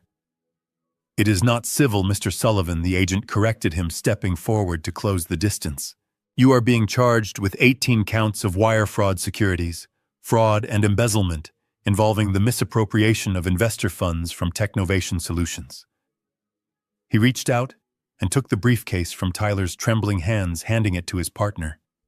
Then he pulled out a pair of steel handcuffs. Turn around and place your hands behind your back. I stood at the top of the marble staircase, watching the scene unfold below. Kowalski stood next to me, checking his watch. You sent the files, I asked quietly. Sent, received, and processed, Kowalski confirmed. The forensic audit of his startup accounts showed the transfers going directly to offshore sports betting sites. It took the feds about 20 minutes to get a judge to sign the warrant. They don't like it when startup CEOs treat investor capital like a personal piggy bank. Down below, the metal cuffs clicked shut around my son's wrists. The sound was sharp and final. Tyler looked up then. He scanned the balcony level until his eyes locked onto mine. There was no anger left in his face, just a hollow, gaping shock. He realized finally that I hadn't just cut him off. I had handed him over to the only entity more unforgiving than a disappointed father, the United States government. He was processed that afternoon. Because the charges were non-violent financial crimes, and because his assets were already frozen, the magistrate granted him bail, but with strict conditions. He had to surrender his passport. He had to wear a GPS ankle monitor, and he was confined to his registered residence. The irony was perfect. His registered residence was no longer the 6-bedroom mansion in the suburbs. He had been evicted from there. His residence, according to his latest filing with the court clerk, was room 104 of the Sleep Ease Motel. He walked out of the federal building 6 hours later, an electronic shackle strapped to his ankle, blinking a steady red light. He couldn't run. He couldn't hide. He couldn't leave the city limits. He was trapped in a cheap motel room with a wife who despised him, waiting for a trial that would almost certainly end in a prison sentence. I watched him get into a taxi from across the street. His shoulders slumped, a broken man heading back to a life he had built with his own arrogance. The space he had asked for had become a cage. While my son sat on the edge of the motel bed, staring at the blinking red light of his ankle monitor, Brittany decided it was time to launch her counteroffensive. She did not choose the courtroom or the police station. She chose the only court where she felt she could still win the court of public opinion. I received a notification on my phone at 8 o'clock that evening. Brittany Lifestyle is Live the Truth About My Family. I clicked the link. The screen filled with her face. She had stripped off the designer makeup, pulled her hair back into a messy bun, and positioned herself so the peeling wallpaper of the motel room was clearly visible in the background. She had set up a ring light, the glare reflecting in her eyes, which were already wet with fresh manufactured tears. Hey guys, she whispered, her voice trembling. I know I haven't posted in a few days. I know you are wondering where the haul videos are. But I can't pretend anymore. I can't keep living this lie. The viewer count skyrocketed. 5,000. 10,000. People love a car crash, especially when the driver is someone they secretly envy. My husband and I are safe for now, she continued, wiping her nose with a tissue. But we are currently in hiding. We had to flee our home. My father-in-law. She paused for dramatic effect, letting a single tear roll down her cheek. He is a monster. For years he has controlled us. He used his money to manipulate us. He told me what to wear. He told Tyler who he could be friends with.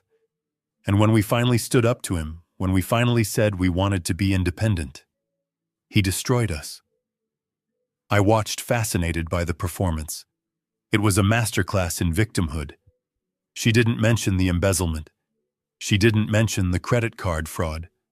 She painted a picture of a tyrannical patriarch punishing his children for daring to breathe without his permission. He cut off our food money, she sobbed. He locked us out of our house in the middle of winter. He used his connections to frame Tyler for crimes he didn't commit. That is why we are in this motel. That is why we have nothing. We are terrified. We are starving. He wants to break us because he can't own us anymore. The comments section exploded. It was a digital riot. What a psycho, we need to find him. Drop his address, Queen.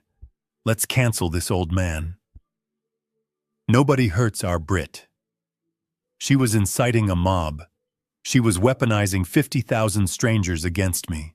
She leaned into the camera, her voice dropping to a conspiratorial whisper.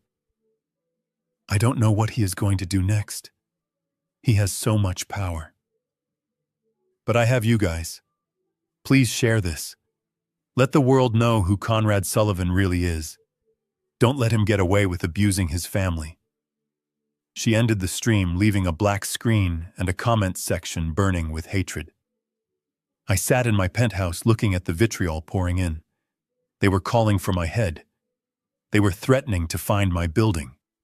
They were doxing me based on old business records. Brittany thought she had just nuked my reputation. She thought she had won the narrative war, but she had made a critical, fatal error. She had assumed that I cared about the opinions of strangers. And more importantly, she had assumed that her followers were loyal to her person rather than her lifestyle. She had built her entire brand on aspiration, on the illusion of wealth. By exposing her poverty, she hadn't just attacked me.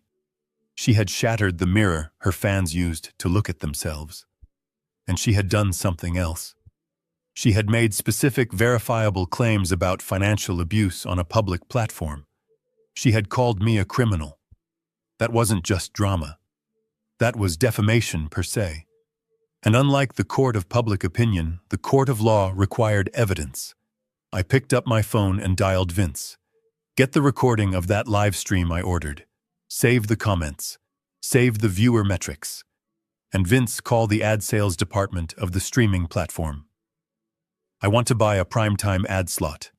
It is time to show the world the receipts. I did not reply in the comments section. Engaging with a mob in the comments is like trying to put out a fire with gasoline. It only creates more heat and noise. I understood something that Brittany did not. She understood attention, but I understood distribution. She was broadcasting from a free account, begging for views. I was a man who could buy the airwaves she was broadcasting on. I contacted the advertising sales division of the platform she was using. I didn't want a standard slot. I wanted a total takeover. I purchased a targeted campaign specifically designed to appear on the screens of every single person who followed the channel, Brittany. Lifestyle. I paid a premium for immediate placement. Within 2 hours, my response was ready. It was not a video of me crying. It was not a video of me denying the allegations. It was a video of data. The ad began with a black screen and a single sentence in white text. The cost of starvation. Then the scrolling began. It was a high-definition video capture of my bank statements from the last 10 years, filtered to show only the sub-accounts linked to Brittany's debit card. The numbers rolled up the screen like the credits of a movie, relentless and undeniable. January 14th. Hermes Birkin bag, ostrich leather, $28,000, paid by Conrad Sullivan. March 3rd. First-class tickets to the Maldives, $16,000, paid by Conrad Sullivan. The scroll accelerated. It showed the $3,000 dinners. It showed the weekly spa treatments that cost more than most people's rent. It showed the invoices for the personal stylist, the dog walker, the sommelier. It was an avalanche of consumption. At the bottom of the screen, a running total ticked upward in real time, spinning faster and faster until it locked onto the final number. $3,420,000. The text faded in again. This is not abuse. This is an allowance. The bank of Dad is closed. I hit the launch button. Across the city, thousands of phones lit up. The young women who had just been crying over Brittany's tragic story of poverty suddenly saw the receipts. They saw the lie. The internet is a volatile beast, but there is one thing it hates more than a villain, and that is a fraud. The tide turned instantly. I watched the metrics shift in real time. The comments on her original video stopped being supportive and started becoming vicious interrogations.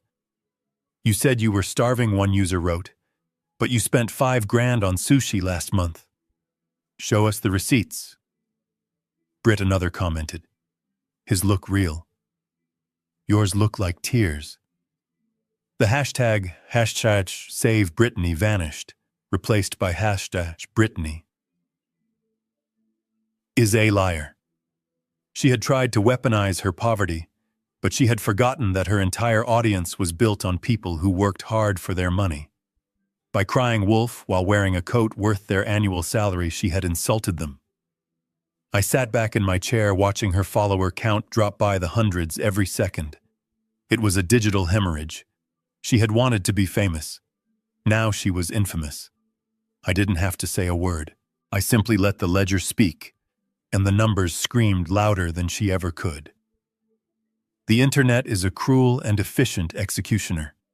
It does not require a trial, it does not ask for a jury, and it certainly does not offer appeals. Within minutes of my advertising campaign hitting the servers, the digital landscape shifted beneath Brittany's feet with the violence of an earthquake. She was still holding her phone, still refreshing the feed, expecting to see more sympathy, more validation, more soldiers for her war against me. Instead, she saw the tide rushing out, revealing the ugly, jagged truth of the ocean floor. The hearts and crying face emojis were gone. In their place was a wall of green snake emojis, the universal symbol for a liar. The comments scrolled by so fast, they were a blur of hatred. "You spent $20,000 on a handbag while claiming you were starving. You are disgusting. Refund your sponsors. My dad works 2 jobs and you are stealing millions." Brittany tried to ban the dissenters. Her manicured fingers flew across the screen, tapping block, delete, block, delete. But for everyone she silenced, 10 more appeared. It was a hydra of indignation. She looked up at the camera, her face pale beneath the harsh glare of the ring light, her eyes darting back and forth like a trapped animal. "Guys," she stammered, her voice shrill and breaking. "That is fake. He photoshopped those bank statements. You have to believe me. He is trying to trick you. But belief is a currency, and she was bankrupt." Then came the notifications that hurt more than the insults. The corporate distancing. In the world of influencers, brands are terrified of controversy. They flee from it like rats from a sinking ship. It started with a notification from her biggest sponsor, a luxury skincare brand that paid her $5,000 a post. But they didn't just email her privately. To save their own reputation, they commented directly on her live stream pinned at the top for everyone to see. Lux Glow Official. "We are aware of the financial disclosures regarding this creator. Effective immediately, we are terminating our partnership with Brittany Sullivan. We do not condone fraud or the exploitation of family members." Brittany stared at the comment. Her mouth fell open. That contract paid for the lease on the Tesla. That contract paid for her Pilates classes. It was gone. Then came the fashion label. Then the vitamin supplement company. It was a domino effect of corporate cowardice. No brand wanted to be associated with a woman who burned millions of her father-in-law's dollars while pretending to be a victim. They weren't just firing her. They were publicly executing her career to save their own stock prices. "I lost everything," she whispered, the reality finally piercing through her delusion. Tyler, sitting on the bed with his ankle monitor humming, looked up from his own misery. "What happened?" "They are canceling me," she screamed, picking up the phone and throwing it onto the cheap duvet. "Everyone. The sponsors. The agency. They are all pulling out. I just lost $20,000 in monthly revenue in 5 minutes. She looked at her hands, the hands that had never done a day of hard labor in her life.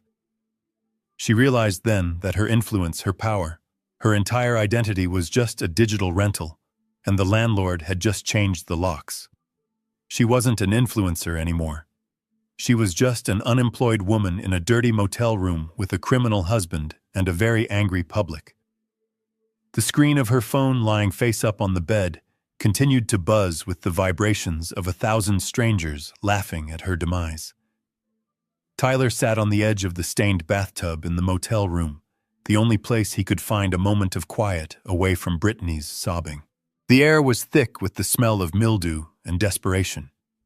He looked at the ankle monitor strapped to his leg, its green light pulsing in the dim room, a constant reminder of how far he had fallen. But Tyler Sullivan was not a man who accepted defeat. In his mind, he was still a visionary, a CEO, a man who just needed one lucky break to turn the tables. He pulled his phone from his pocket. His hands were shaking, but his mind was racing with a new, desperate theory. His father had claimed to be Zeus, the mysterious angel investor. But that had to be a lie. It had to be a bluff designed to crush him. His father was an old-school industrialist who made money in steel and shipping. He didn't understand tech. He didn't understand disruption. There was no way Conrad Sullivan was the visionary voice behind the encrypted emails and the strategic guidance Tyler had received for 5 years. Dad is lying, Tyler whispered to himself, the sound bouncing off the tiled walls. He just wants to scare me. He is a silent partner, maybe. But the real Zeus, the man who manages the fund, he will listen. He cares about the return on investment. He scrolled through his contacts until he found the number he had only dialed once before. Zeus Capital. Emergency line. He pressed call. He held his breath. The ringback tone sounded like a lifeline. 1 ring, 2 rings. Tyler rehearsed his pitch in his head. He would explain the legal trouble as a misunderstanding. He would frame the bad press as a smear campaign. He would ask for a bridge loan, just $2 million to settle the debts, get the ankle monitor off, and relaunch the brand. A voice answered. It was not his father. It was a woman, her voice cool, professional, and detached. Zeus Capital Executive Office. Tyler let out a breath he didn't know he was holding. See, he thought. It's a real firm. It's not just him.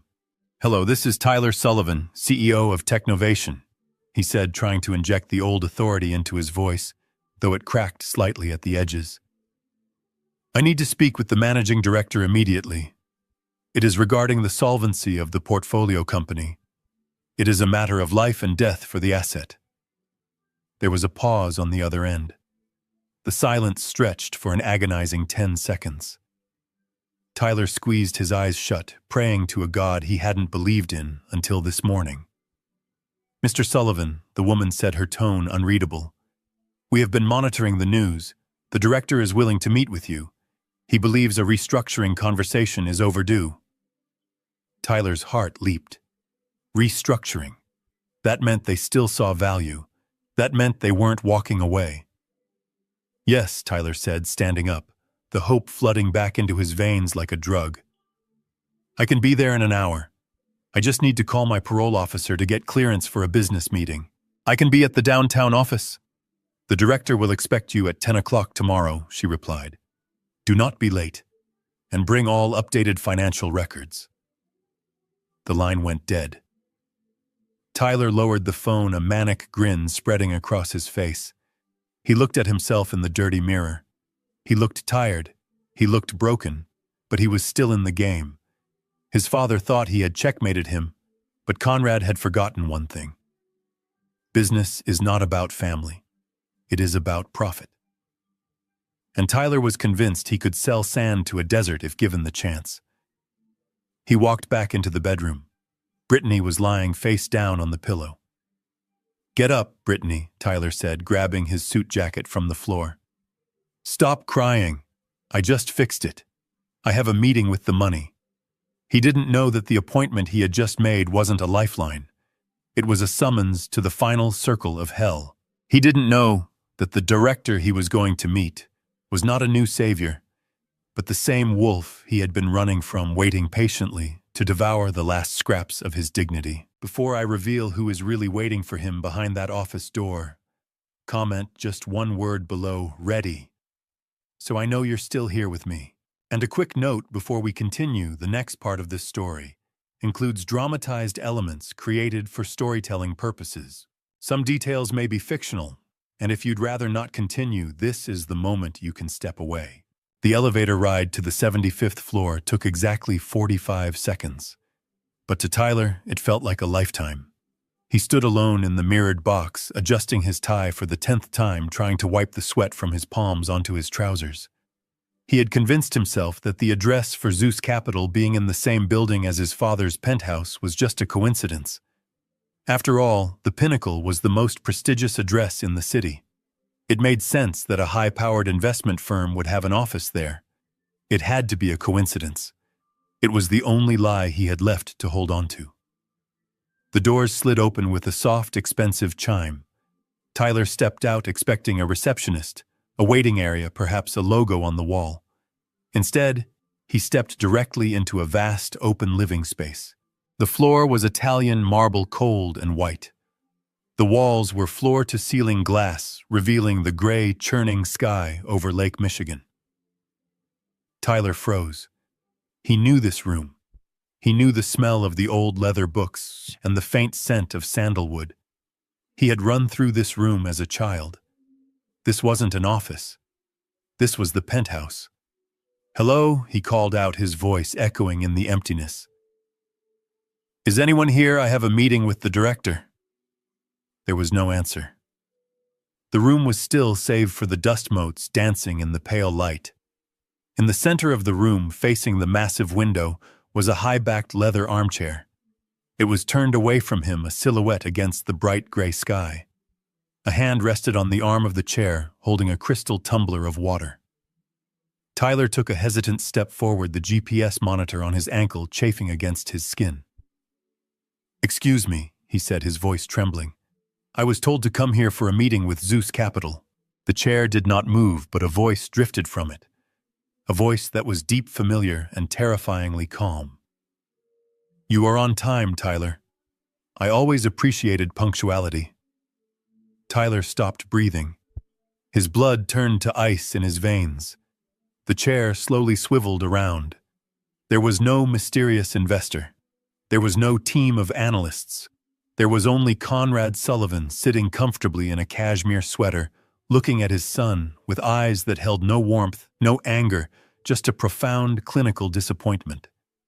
"Dad," Tyler whispered the word, scraping out of his throat. Conrad took a sip of water and set the glass down on a small side table. He gestured to the empty sofa across from him. "Sit down, Tyler. We have a board meeting." Tyler stumbled back, shaking his head.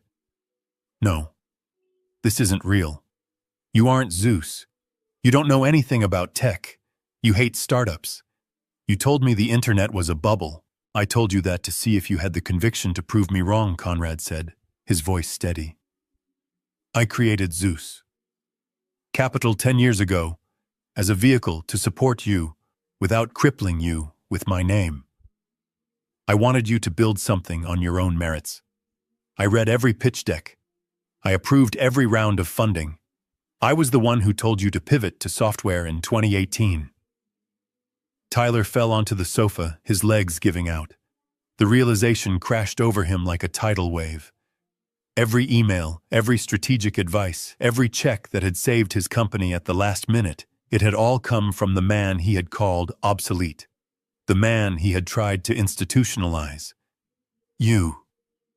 Tyler gasped, tears welling in his eyes. "You gave me the money." Conrad leaned forward, his expression hardening. "I gave you a shovel, Tyler. I hoped you would use it to build a foundation. Instead, you used it to dig a hole. And now we have reached the bottom." The room was quiet, but it was the silence of a funeral parlor, not a library. I picked up a thin blue folder from the side table and slid it across the marble surface toward Tyler.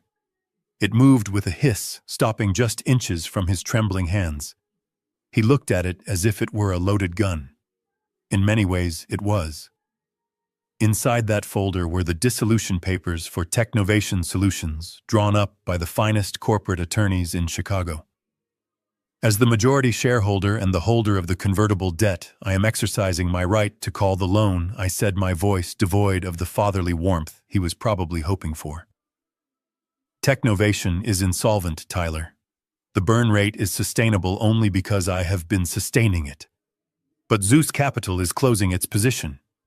Effective immediately, we are ceasing all operations. Tyler looked up, his face pale and slick with sweat. You can't do that, he stammered, his voice rising in panic. We are on the verge of a breakthrough. The version 2 update is going to change everything. If you pull the funding now, the company dies. You lose your investment. You lose millions. I didn't blink. I have already lost millions, Tyler. I lost them the moment I thought money could buy you character. This isn't an investment anymore. It is a hemorrhage. And today I am applying the tourniquet. He stood up, pacing frantically in the small space between the sofa and the window. But I am the CEO. You can't just fire me.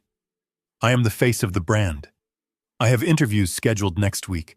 I have a keynote speech at the Tech Summit. What am I supposed to tell them? Tell them the truth. I said, leaning back in my chair. Tell them that your seed funding has dried up because of gross mismanagement and embezzlement. Tell them that the genius CEO was actually just a boy spending his allowance on sports cars and validation. Tyler stopped pacing. The cruelty of the truth seemed to physically strike him. He looked at the city outside the skyline he thought he had conquered. He realized that without the invisible hand of Zeus holding him up, he wasn't a titan of industry. He was just another unemployed man in a suit he couldn't afford.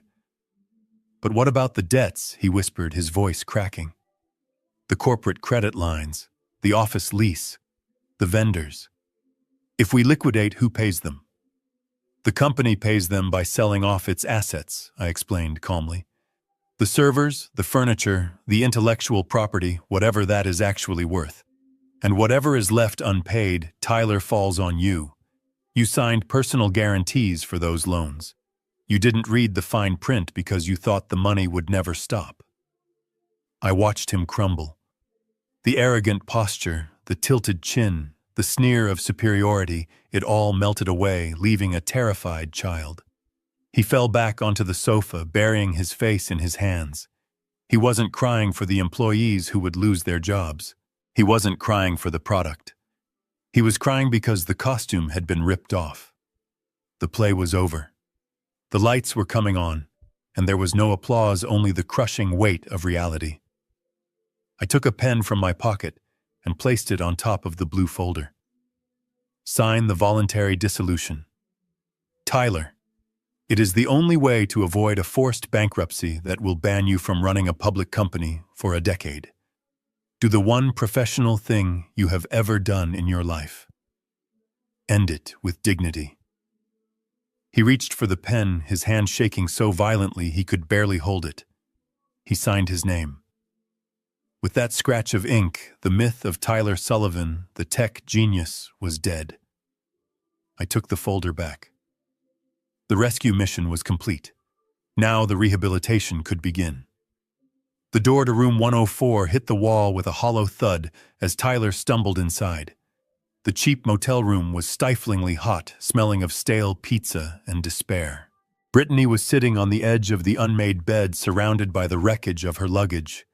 She looked up, her eyes wide with a manic, fragile hope. She saw Tyler's empty hands.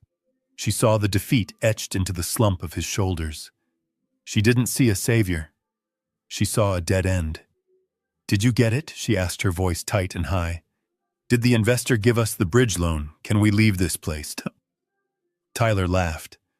It was a dry, broken sound that sounded like glass grinding together. He didn't look at her. He walked to the mini-fridge and pulled out a bottle of water, cracking the plastic cap. "There is no investor, Brittany," he said, staring at the wall. "There is no Zeus Capital." It was him. It was always him. My father was the one funding the company. He just fired me. He liquidated everything. It is over. We have zero. The silence that followed was heavy enough to crush bone. Brittany stood up slowly. Her face twisted, transforming from anxiety into a mask of pure, unadulterated hatred. The illusion she had married the golden ticket she thought she had secured had just evaporated. "You lied to me," she screamed, grabbing a heavy glass ashtray from the nightstand and hurling it across the room. It shattered against the wall inches from Tyler's head. "You told me you were a genius. You told me you built that company. You are nothing but a fraud. Tyler, a pathetic daddy's boy." Fraud, Tyler spun around, his own rage finally boiling over. He had lost his company, his freedom, and his pride, and he wasn't going to take it from her anymore. "I am the fraud," he shouted, advancing on her. "You spent $3 million on clothes, Brittany. $3 million. You didn't love me. You loved the credit limit. You pushed me to fight him. You told me to cut him off. You said we didn't need him. This is your fault." "Don't you dare blame me," she shrieked, clawing at his face. "I made you look successful. I built the brand. You are the one who embezzled money to gamble on sports. You are the criminal. I should have left you years ago." The argument descended into chaos. They weren't just fighting. They were tearing each other apart, verbalizing every resentment they had swallowed for 5 years. Brittany grabbed her suitcase, trying to drag it to the door, screaming that she was leaving him. Tyler grabbed her arm, shouting that she wasn't going anywhere with the jewelry he had paid for. They wrestled over the bag, knocking over the lamp, crashing into the thin drywall. It wasn't a fight between husband and wife. It was two drowning rats climbing over each other to breathe. Suddenly, the room was bathed in flashing red and blue light. The wail of a siren cut through their screaming. Someone in the next room, tired of the noise and the violence, had called the police. Heavy fists pounded on the door. "Police, open up," Tyler and Brittany froze. The door swung open, revealing 2 uniformed officers with hands on their holsters. They saw the overturned lamp. They saw the shattered glass. They saw the scratch marks on Tyler's face and the wild look in Brittany's eyes. "Separate," the officer commanded, stepping into the room. "Hands where I can see them." They were dragged out of the room, not in handcuffs this time, but in shame. The other motel guests stood on the balcony smoking cigarettes and watching the show. Tyler stood by the squad car panting, while Brittany sobbed hysterically to the other officer, claiming she was the victim. It was the absolute bottom. They had lost their money, their home, and their reputation. Now, in the harsh glare of the police lights, they had finally lost each other. The federal courthouse was a fortress of gray stone that seemed to suck the warmth right out of the air. Inside courtroom 4B, the atmosphere was sterile and cold, stripped of the theatrical drama that had played out in the family court just weeks earlier. This was not a place for emotional pleas or manufactured narratives. This was a place of arithmetic. The math was simple. Tyler had stolen $2 million, and the government wanted to know why. I sat in the back row of the gallery on a hard wooden bench. I was the only family member present. Brittany was gone, vanished into the wind the moment the money ran out, likely looking for another host to attach herself to. Tyler sat alone at the defense table. He wasn't wearing brioni today. He was wearing a slightly ill-fitting suit provided by the public defender's office, a polyester blend that hung loosely on his frame. He had lost weight. His hair, usually styled to perfection, was dull and unkempt. Next to him sat his lawyer, a court-appointed attorney named Ms. Holloway. She looked exhausted, burying her face in a mountain of case files. There was no dream team. There was no high-priced firm on retainer. When Tyler had used his one phone call to beg me for legal counsel, I had declined. I told him that a man who steals to gamble must bet on himself in court. The trial was brutally short. The evidence, much of it provided by my own forensic team, was irrefutable. The prosecution displayed the wire transfers on the monitors. They showed the dates, the amounts, and the destinations. They traced the money from the corporate accounts of Technovation directly to offshore sports betting sites in Antigua. It wasn't a complex scheme. It was sloppy, desperate theft. Tyler didn't take the stand. There was nothing he could say. He just sat there staring at his hands while the prosecutor painted him not as a visionary CEO, but as a spoiled child playing dress-up with other people's money. The judge, a stern man with wire-rimmed glasses, asked if the defendant had anything to say before sentencing. Tyler stood up slowly. His legs were shaking.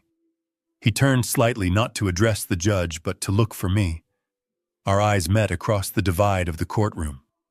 He looked for a nod, a sign, a checkbook, anything. I sat still. I offered him nothing but my presence. I was there to witness, not to intervene. "I am sorry," Tyler whispered to the room, his voice barely audible. "I just wanted to be successful." The judge was unmoved. "Mr. Sullivan," the judge said, his voice booming, "you were given every advantage in life. You had education, opportunity, and capital. Instead of building something, you chose to defraud investors and embezzle funds to feed a gambling addiction. This court finds no reason for leniency." The gavel did not slam this time. It came down with a dull, heavy thud. "I sentence you to 60 months in a federal correctional institution, followed by 3 years of supervised release. You are also ordered to pay full restitution of $2.1 million. Custody is effective immediately." 2 marshals moved in behind Tyler. They didn't rough him up. They simply instructed him to place his hands behind his back. I watched as the steel cuffs locked around his wrists. He didn't fight. He didn't scream. He looked like a man waking up from a long, feverish dream into a cold, hard morning. As they led him away through the side door, he didn't look back at me again. He kept his head down, accepting the weight of the consequences I had finally allowed to fall upon him. The door clicked shut, and for the first time in 32 years, I was truly alone. And for the first time in 32 years, my son had a chance to become a man. The visiting room of the Federal Correctional Facility smelled of industrial strength, bleach, and despair. It was a cold, sterile box painted in a shade of institutional beige that seemed designed to drain the hope out of anyone who entered. I sat on a bolted-down metal stool, my hands resting on the scratched stainless steel table, waiting. I had left my phone, my watch, and my dignity in a locker outside. In here, I wasn't a millionaire. I was just visitor number 4 for inmate number 79201. When the heavy steel door buzzed open, my breath caught in my throat. Tyler shuffled in. The transformation was horrifying. Gone were the tailored Italian suits, the silk ties, and the manicured hair. In their place was a baggy, faded orange jumpsuit that hung off his frame. His head had been shaved to the scalp, revealing the vulnerability of his skull. He looked smaller. He looked like a boy who had been playing dress-up and had finally been stripped of his costume. He sat down across from me. He didn't say hello. He didn't ask how I was. He just stared at me through the thick plexiglass barrier, his eyes burning with a mixture of hatred and confusion. He picked up the black phone on the wall. I picked up mine. "You look good, Dad." He sneered, his voice tinny through the receiver. "The outside world treating you well." "Enjoying the penthouse. I am doing fine, Tyler," I said softly. "I wanted to see how you are holding up." He laughed, a harsh barking sound that drew a sharp look from the guard in the corner. "How am I holding up? I am in a cage, Dad. I sleep on a cot the size of an ironing board. I eat slop. I shower with 30 other men. That is how I am holding up." He leaned forward, his face pressing against the glass, his breath fogging it up. The anger finally boiled over, exploding out of him like steam from a cracked pipe. Why are you here? He screamed, not caring about the other visitors. Did you come to gloat? Did you come to see your masterpiece? You have $50 million in the bank. 50 million. You could have written a check. You could have paid the restitution. You could have hired the best lawyers in the country and got me probation. Why? Why did you let them take me? I watched him unravel. I watched him cry. It broke my heart, but I knew that fixing it would only break him further. I didn't let them take you, Tyler, I said, keeping my voice steady and calm. You took yourself here. I just stopped standing in the way. That is bullshit, he yelled, slamming his fist against the glass. You have the money. You could have saved me. What kind of father has $50 million and lets his only son rot in prison? The kind of father who loves you enough to let you become a man, I replied. Tyler froze. He looked at me as if I were speaking a foreign language. For 30 years, I saved you. I continued, my voice trembling slightly with the weight of the truth. I bought your grades. I bought your cars. I bought your career. I bought your wife. I paved every road you walked on so you would never stub your toe. And do you know what happened? You never learned how to walk. You became a crippled Tyler. You became a man who thought the world owed him everything because he never had to earn anything. I leaned in closer to the glass. If I had paid that restitution, if I had bought your freedom one more time, you would have learned nothing. You would have gone right back to the gambling, the lying, and the fraud. You would have stayed a child forever. The money was the poisoned sun, and I finally stopped feeding it to you. Tyler stared at me, his chest heaving. The tears were streaming down his face now, but the rage was slowly being replaced by a terrifying, hollow realization. I hate you, he whispered. I know I said standing up to leave, and I can live with that. Because for the first time in your life, you are going to have to survive on something other than my checkbook. This sentence is the first thing you will ever truly earn. And maybe, just maybe, when you walk out of here in 5 years, you will finally be free. I hung up the phone. I turned around and walked toward the exit, listening to the sound of my son sobbing behind the glass. I didn't look back. I had done the hardest thing a father can ever do. I had let him fall so that he might finally learn how to stand. It had been a week since the heavy steel doors of the federal prison slammed shut behind my son, and the silence in my penthouse was absolute. It was a clean, sharp silence, the kind that comes after a violent storm has finally passed. I was standing by the window watching the rain wash the grime off the city streets when the intercom buzzed. I didn't need to check the camera to know who it was. Misery has a very specific way of ringing the doorbell. I buzzed her up. When the elevator doors opened, Brittany stepped out. The transformation was complete. The high-fashion influencer, who had once sneered at the thread count of my guest sheets, was gone. In her place stood a woman soaking wet, shivering in a thin trench coat that looked like it had been pulled from a discount bin. Her hair, once her crowning glory, hung in limp strands around a face devoid of makeup. She looked like a ghost haunting the ruins of her own ambition. She didn't walk with that arrogant click of heels anymore. She shuffled. She stopped in the middle of the living room, clutching a manila envelope to her chest, as if it were a shield. "Conrad," she whispered, her voice cracking. I didn't know where else to go. I didn't offer her a drink. I didn't offer her a seat. I stood by the fireplace, my hands clasped behind my back, waiting for the pitch. I knew there was always a pitch. "I am leaving him," she said, rushing the words out. She stepped forward and placed the envelope on the marble coffee table. "Those are the divorce papers. I filed them this morning. I am dissolving the marriage on the grounds of his criminal conviction." She looked up at me, her eyes wide with a desperate, calculating hope. "I realized you were right, Conrad. Tyler is a criminal. He lied to me. He dragged me down. I was a victim in all of this. I just want to come back to the family. I want to be your daughter-in-law even without him. I can help you. I can manage the house. I can take care of you. Please don't let me starve out there. I looked at the divorce papers. Then I looked at her. It was pathetic, really. She was a parasite whose host had died, and now she was trying to attach herself to the organism that had killed him. She thought that by discarding my son, she could buy my mercy. She didn't understand that loyalty even to a criminal was the only currency I respected, and she had just proven she had none. I am afraid there is a misunderstanding, Brittany, I said, my voice cool and detached. You were never married to the family. You were married to the money.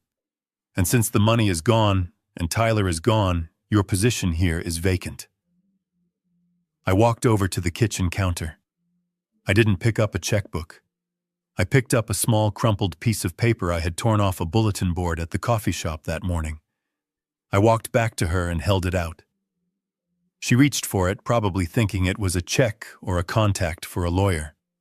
When she saw what it was, her face went slack with horror. It was a flyer. Bold black letters on neon yellow paper. Help wanted. Dishwasher. Night shift. Minimum wage plus tips. What is this? She stammered, staring at the paper as if it were infectious. That is an opportunity, I replied. You said you were starving. You said you needed a fresh start. That diner is looking for hard workers. It involves hot water soap and standing on your feet for 8 hours. It is honest work, Brittany. Something you have never done in your life. She looked at me with pure hatred, the mask of the victim slipping away. You can't be serious. You expect me to wash dishes. I am a brand. You are a cautionary tale, I corrected her. And this is my final piece of investment advice. Take the job. The tips are cash, and they don't ask for references. I pointed to the elevator. The doors slid open, waiting to take her back down to the street level, back to the reality she had tried so hard to escape. She crushed the flyer in her hand, threw it on the floor, and stormed out. Her sobbing echoing in the hallway. I watched the numbers on the elevator descend. Ground floor. I bent down, picked up the flyer, and smoothed it out on the table. It was a good offer. It was a shame she wasn't smart enough to take it. The ink on the contract was still wet when I handed the pen back to the buyer. It was a Mont Blanc, a gift from my late wife 30 years ago, and I left it on the mahogany table along with the keys to the kingdom. Sullivan Logistics. The empire I had spent 40 years building from a single rusted truck into a global shipping titan was no longer mine. I had sold it to a European conglomerate for a sum that would make most men dizzy, but I didn't feel dizzy. I felt lighter.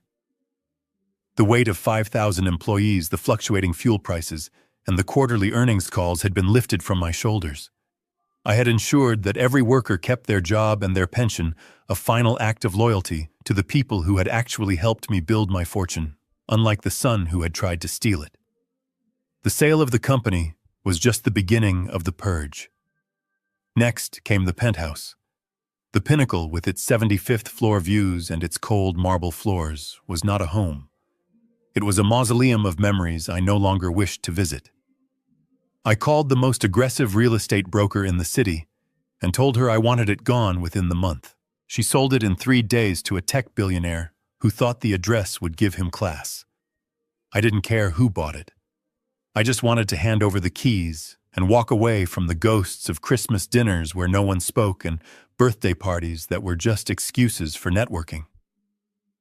I spent the next week in a small conference room at the law firm overseeing the liquidation of my physical assets. The vintage car collection, the art in the vault, the vacation home in Aspen that we hadn't visited in a decade. It all went to the auction block. To the world, it looked like the erratic behavior of a man in crisis. The tabloids speculated that I was senile, that the stress of my son's trial had finally broken my mind. They were wrong. I wasn't breaking down. I was cashing out. When the dust settled, the liquid assets were staggering. But I didn't put the money into a new hedge fund. I didn't buy a yacht. I sat down with my estate planners and drafted the charter for the Sullivan Trust. It was an irrevocable charitable trust designed to fund trade schools and vocational training programs. It was money for plumbers, electricians, carpenters, and mechanics. It was money for people who wanted to work with their hands. People who understood the value of sweat equity, people who knew that you have to build something before you can own it. I signed the deed of transfer, moving 90% of my net worth into the foundation. The lawyers looked at me with pale faces. They asked if I was sure. They asked if I wanted to leave a trust for Tyler, perhaps a small stipend for when he was released. I looked at them and shook my head. No. I have already given him the most valuable thing I possess. I gave him consequences. I kept a single bank account for myself, funded with enough cash to live comfortably, but simply for the rest of my days. I didn't need the billions. The money had become a poison in my bloodline, infecting my son and attracting parasites like Brittany. By giving it away, I was extracting the venom. I walked out of the law firm carrying a single leather duffel bag. It contained 2 changes of clothes, a few books, and a photo of my wife.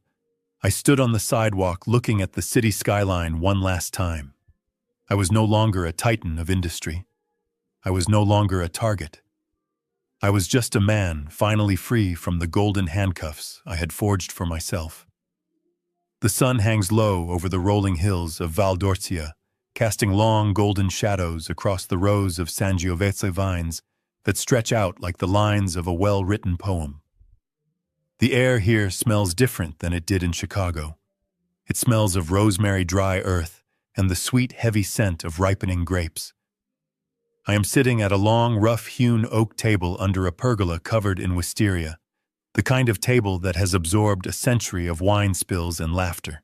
6 months ago, my view was a wall of steel and glass, and my schedule was a prison of 15-minute intervals. Today, my only appointment was with the sunset, and I am right on time. I am not alone. For the first time in decades, the people sitting around me are not there because they want a job or a loan or a favor. They are here because we share a passion for the work.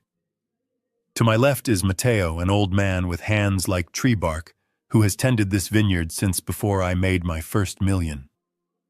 We argue affectionately about the weather and the soil almost every day. He treats me not as a titan of industry, but as a novice farmer who still has a lot to learn about the temperamental nature of the earth. Across from me are 3 young people who remind me of who I used to be before the money complicated everything. There is Luca, a 19-year-old aspiring stonemason from a village near Siena, whose tuition is paid for by the Sullivan Trust. Next to him is Sophia, who is studying sustainable agriculture, and Marco, who wants to be a master carpenter. They are eating bread dipped in fresh olive oil and talking excitedly about their projects.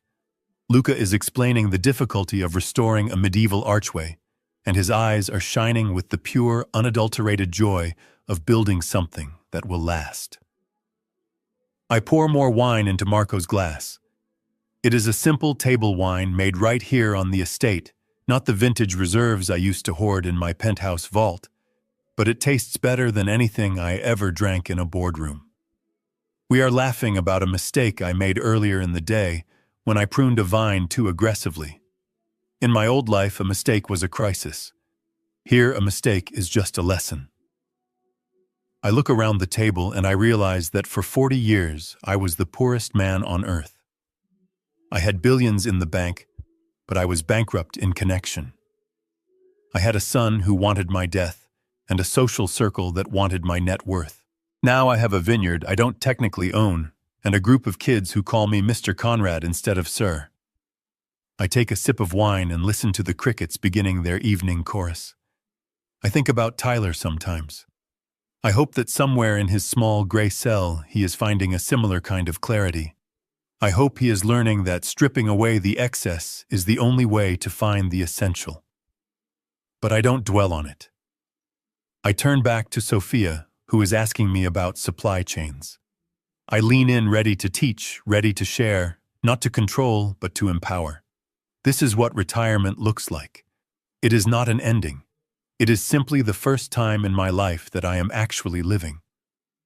The evening breeze was cooling the stone terrace, carrying the scent of wild rosemary and the lingering heat of the day. The laughter of the students had softened into a comfortable murmur, the kind of easy silence that exists between people who have nothing to prove to one another. I reached for the bottle of wine to refill Mateo's glass, my hand steady and calloused from months of working the soil. Then my phone buzzed. It was a harsh, intrusive sound that cut through the symphony of crickets and conversation. I had almost forgotten the device was there. I rarely used it these days except to check weather reports or video call the estate lawyers. I picked it up. The screen glowed with a notification from an unknown number. The country code was +1. The United States. I swiped the screen to unlock it. The message was long, a block of text typed in a hurry, likely with trembling fingers in the dark of a cell. "Dad, please. It is Ty. I paid a guy a fortune to use this for 2 minutes. You have to help me. It is hell in here. I am scared. There are gangs. I owe money for protection. They said they will hurt me if I don't pay up by Friday. Please, Dad. I know you are mad, but don't let me die. Just wire $5,000 to this Venmo account. I will pay you back. I swear. Please save me." I read the words twice. The old Conrad, the man who wore suits and controlled boardrooms, felt a phantom pain in his chest. It was the instinct of a father, the biological imperative to protect his young. My thumb hovered over the keypad. It would be so easy. $5,000 was nothing to me. It was less than the cost of the wine we had drunk last week. I could wire it in seconds. I could buy him safety. I could stop his fear. But then I looked at the words again. I paid a guy. I owe money. I will pay you back.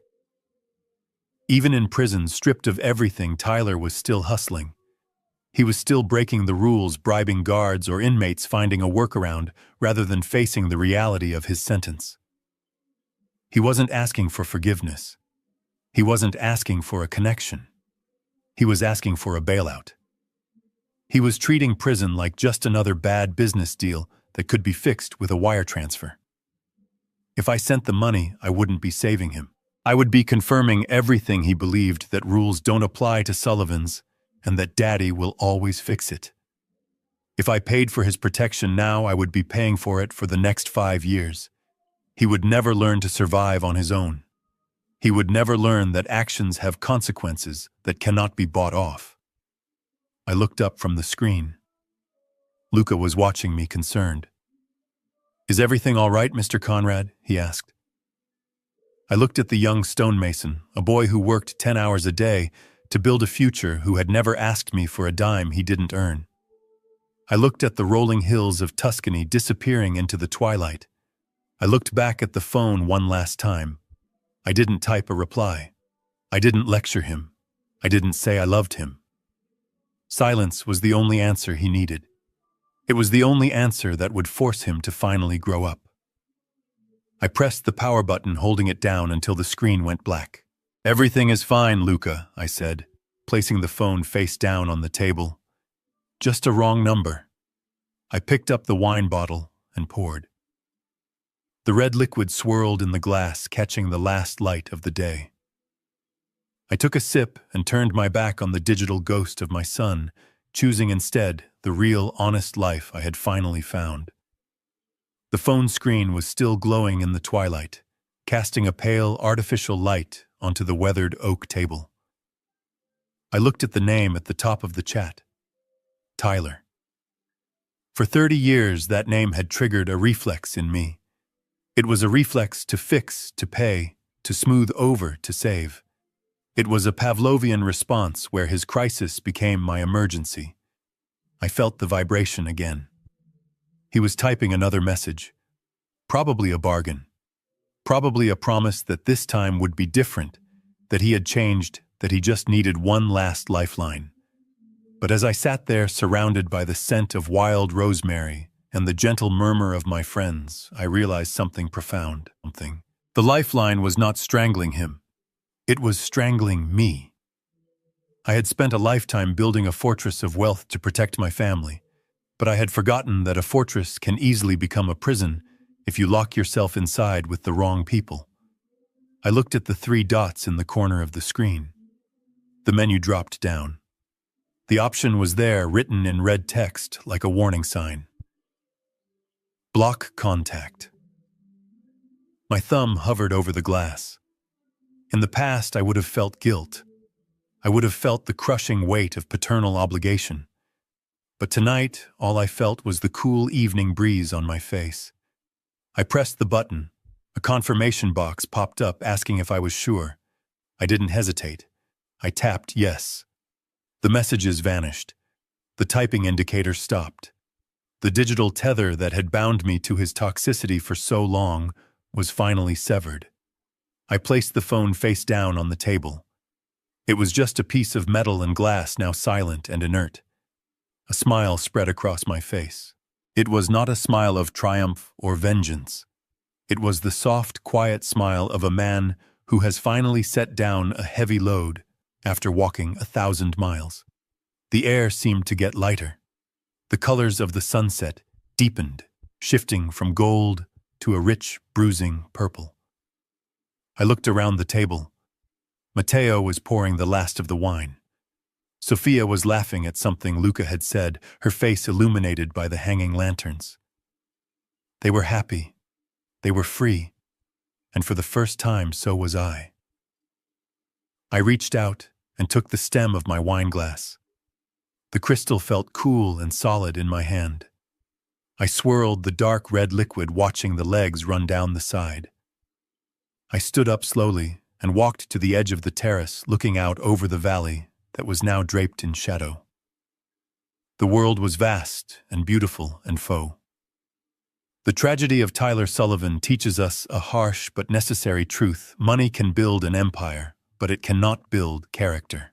By constantly shielding his son from consequences, Conrad wasn't protecting him. He was preventing him from growing.